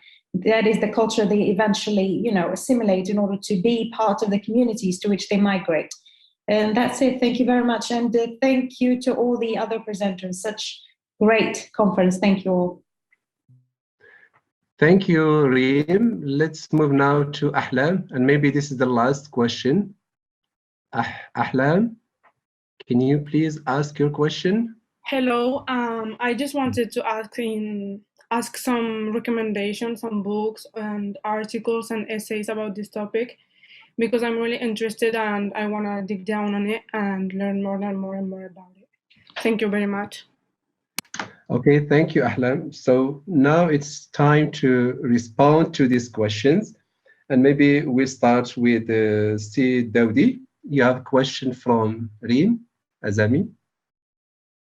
Will you please? Yes, thank you, Mr. Chairman, and thank you, Reem, for your question. Okay, so the twisted representation of cultural displacement, so glorify the assimilated culture. Now, this is what I ended the presentation or the paper with. Al-Hashmi, of course, said that she is not Catalan enough, she is not Spanish enough, and she is considered as less Spanish in front of or compared to the others. So she is occupying a space in between. Now she is struggling to find a space in between, because she, at the same time, she celebrates the host culture in terms of clothes at home, for example, in terms of cuisine. At the same time, she, of course, she receives and welcomes the host culture, and she tries to find a space in between. She tries to succeed to build a space she can live in, of course, free from the patriarchal shackles at home, or in the house or in the culture she left, and of course trying to build a transnational space in the host place where she is living. Thank you. Okay, thank you, Daudi. Zainab, you had a question from Mr. Daudi, and I think it's about the English version of the novel you worked on. If you have anything to say about that. Yeah, of course. Yeah, thank you very much, Professor, for the question. Yes, as I said before, I'm working on the French version because it is the only one, literally the only one available in Morocco. But the book has been originally written in English. So when I am bringing quotes in English, I'm actually translating from French to English. But again, I just want to say one thing is that I will eventually be finding it because I asked a friend from Britain to bring me the English version. But I'm still a bit how can I say it, but it's a bit critical because the French version is more accurate than the English one, because the English one has endured many changes because her English publishers forced her to make so many changes on the book. So the French translation is more it's more relatable to the original version of the book. Concerning the return, it is a narrative of return, but in this novel we see how even if return is possible on the geographical and corporal level, it is still not possible on the emblematic level, because even if she came back to Morocco, her memory is still in America. She is still not considered as completely Moroccan. And yeah, thank you very much. Thank you, Zainab. Okay, thank you, Zainab. Now we'll move to Fatem Zara, and you got a question from Daudi concerning the issue that I raised before. It's about the situation of children, the children of these sub-Saharan immigrants. Sure. So Yes, do sure. you think that they are okay here in Morocco? Yes, thank you, Mr. Professor Boubkri. So for children, it is another question, another problematic issue, because I made a previous research on the humanistic approach that Moroccan launched a few years ago. So I quoted from the acts of the humanist approach is sub-Saharan African once regularized have the same employment rights as Moroccans and may work in sectors such as construction, catering, and hospitality, contributing to the Moroccan economy. And also they have the right to go to schools. And there were some initiations in which children or children from sub-Saharan countries could go to school. But the main question is, to what extent this integrative or this humanistic approach is implemented in the real sector. So for the children, they still have many constraints. They still have many difficulties to go to school. And I had a quote from a lady from Nigeria who said that she took her children with her to beg. Because they could not go to school. And she said that she contacted many associations and they did not do anything for her to help her children. So we still have many problems concerning children coming from sub-Saharan countries who cannot go to school or who cannot continue their studies here in Morocco since they are irregular. Another question you raised, Professor Daudi, concerning the religion and cultural integration in Morocco. I didn't tackle all the narratives in my research, but one of the main claims by the majority of sub-Saharan females said that they are okay with their religion and cultural practices in Morocco. They can go to churches, they can do whatever they want concerning religion and culture. So they do not have any problems in this area. The main problems that they encounter concerning, as I said before, racism, exclusion, etc. And also concerning security and religion and culture, they are okay. They have many opportunities. So there are some opportunities and some challenges to be objective, not only the challenges. Thank you. Okay. Okay, thank you so much, Fatem Zara. Now it's time to listen to Kultuma's response on the question asked by Zitouni about the reliability of your data, and also a question by Mr. Daoudi concerning whether there is a kind of narrative of return by these female or African immigrants here in Morocco. All right. So yeah. Thank you, Khawla. Thank you, Mimon. Am I fine with the sound? All right. So yes, for your question, as a response to your question, Khawla, about if those women agreed to talk to me about their own experiences on their own will, or they were paid, or they got some rewards. Of course, I knew these women for years before I started interviewing them. I knew them for years because they are always on my way. I meet at least 15 or 12 every day, women every day with their children. So they are, as you know, or you might have known if you have been to Morocco before. So they are most of the time standing up at the traffic lights begging for money. So if you can see here their narratives. Okay, I skip to the second part of the question. So I go back.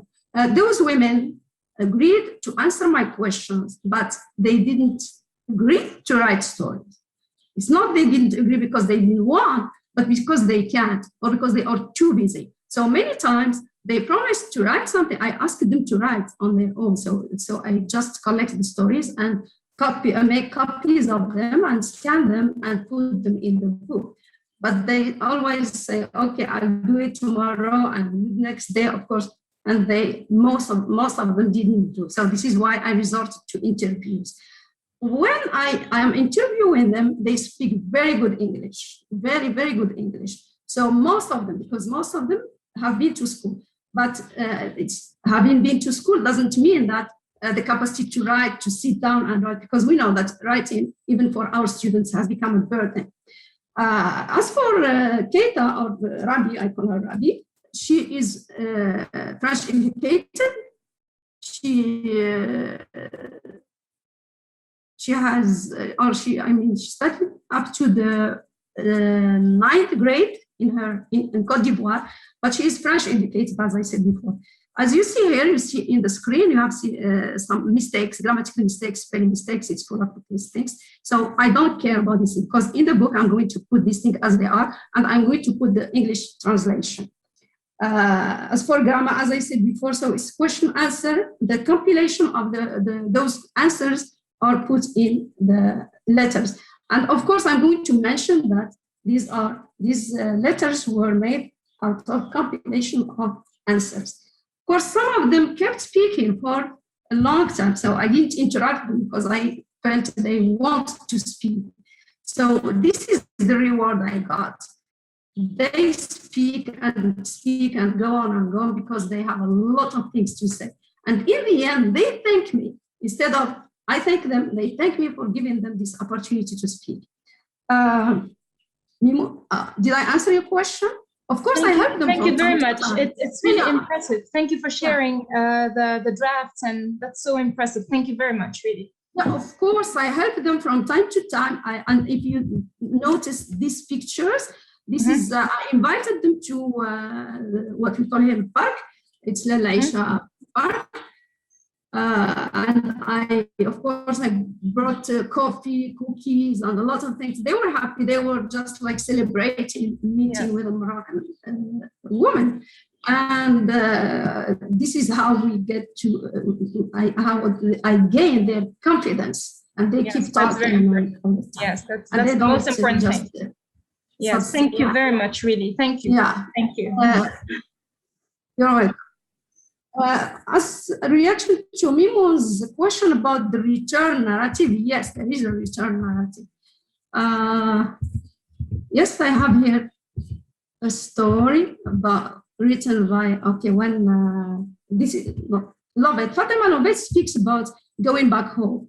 She said, I was surprised that she has enough money. She has collected from Begin, this business of Begin, enough money to start a food business in Nigeria. She sent money to her mother, and her mother is now looking for a big house so they can live in the first floor and use the basement as a restaurant. It was really a surprising thing for me. The return narrative is also obvious in how she decided to educate her sons. You may be surprised to know that Lovett's children go to a private school, yes. So why? Because she wants them to learn English at a very early grade. As opposed to this, we have other girls. Little Fatima, for instance, little Fatima she's a third grader. She's the daughter of another woman. Her name is Blessing. She goes to a public school. And I don't agree with Fatima Zahra, who said that they are excluded from education and from anything. So they are not. We know that because I gave this, I did research about sub-Saharan migrants and their children, about education, about religion, about all these related issues since 2010.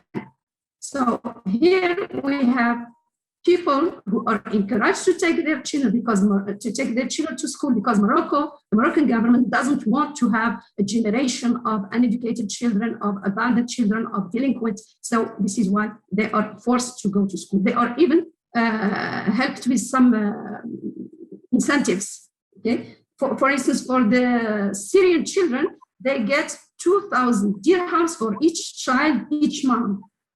You cannot believe this, but this is the reality. Who pays for this? We don't know. Maybe the Arab League, or I don't know who, Qatar or Saudi Arabia. I don't know who pays for this, or Turkey. So no one knows. But the education authorities told me this is a fact. Okay, Kulthum, I think that we need to stop here because it's about time to stop. There was a request by Ahlam for some recommendations or articles, okay, to help her in her research. And I think that's okay, she can email any of us, okay, about any article she needs, and provided that we have it, we can of course share it.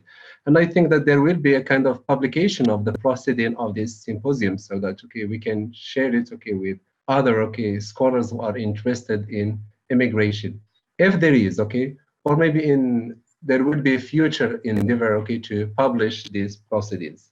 So I think, okay, that we come to the end of this symposium. Thank you so much for your rich and interesting presentations. And thank you also for the attendance, okay, for the bearing with us. I know it was difficult, okay, to attend at 2 here in Morocco, at 2 p.m. It was kind of difficult, but you managed, okay, to keep up with us. So thank you for that. And okay, we hope, okay, to see you again in another, okay, event organized by Kulthum Al-Gush very soon. I'm sure that, okay, she is willing to do that all the time. Sure. So Kulthum, I will leave the floor for you to conclude or to give whatever you want. So thank you again and see you another time. Thank you, Si Abdullah. You're welcome. Thank you, Abdullah, for being such a good and perfect chair for this second panel. Of course, all I have to say is thank you all very, very much to the presenters, because I put a lot of pressure on them, because I have pressure on myself from other people, from the host university. So it's fine. I always work under pressure. So for me, it's just something of daily bread. So thank you very much. Thank you to Godella, who couldn't make it to be with us. Thank you to Jenny, who both of them were such wonderful collaborators and facilitators to, of course, to put these projects into practice and in a very functional way. So now I leave the thank you to all the people who are here. Thank you all. So for those who are not here, but who managed to share our links with other people. So thanks to all.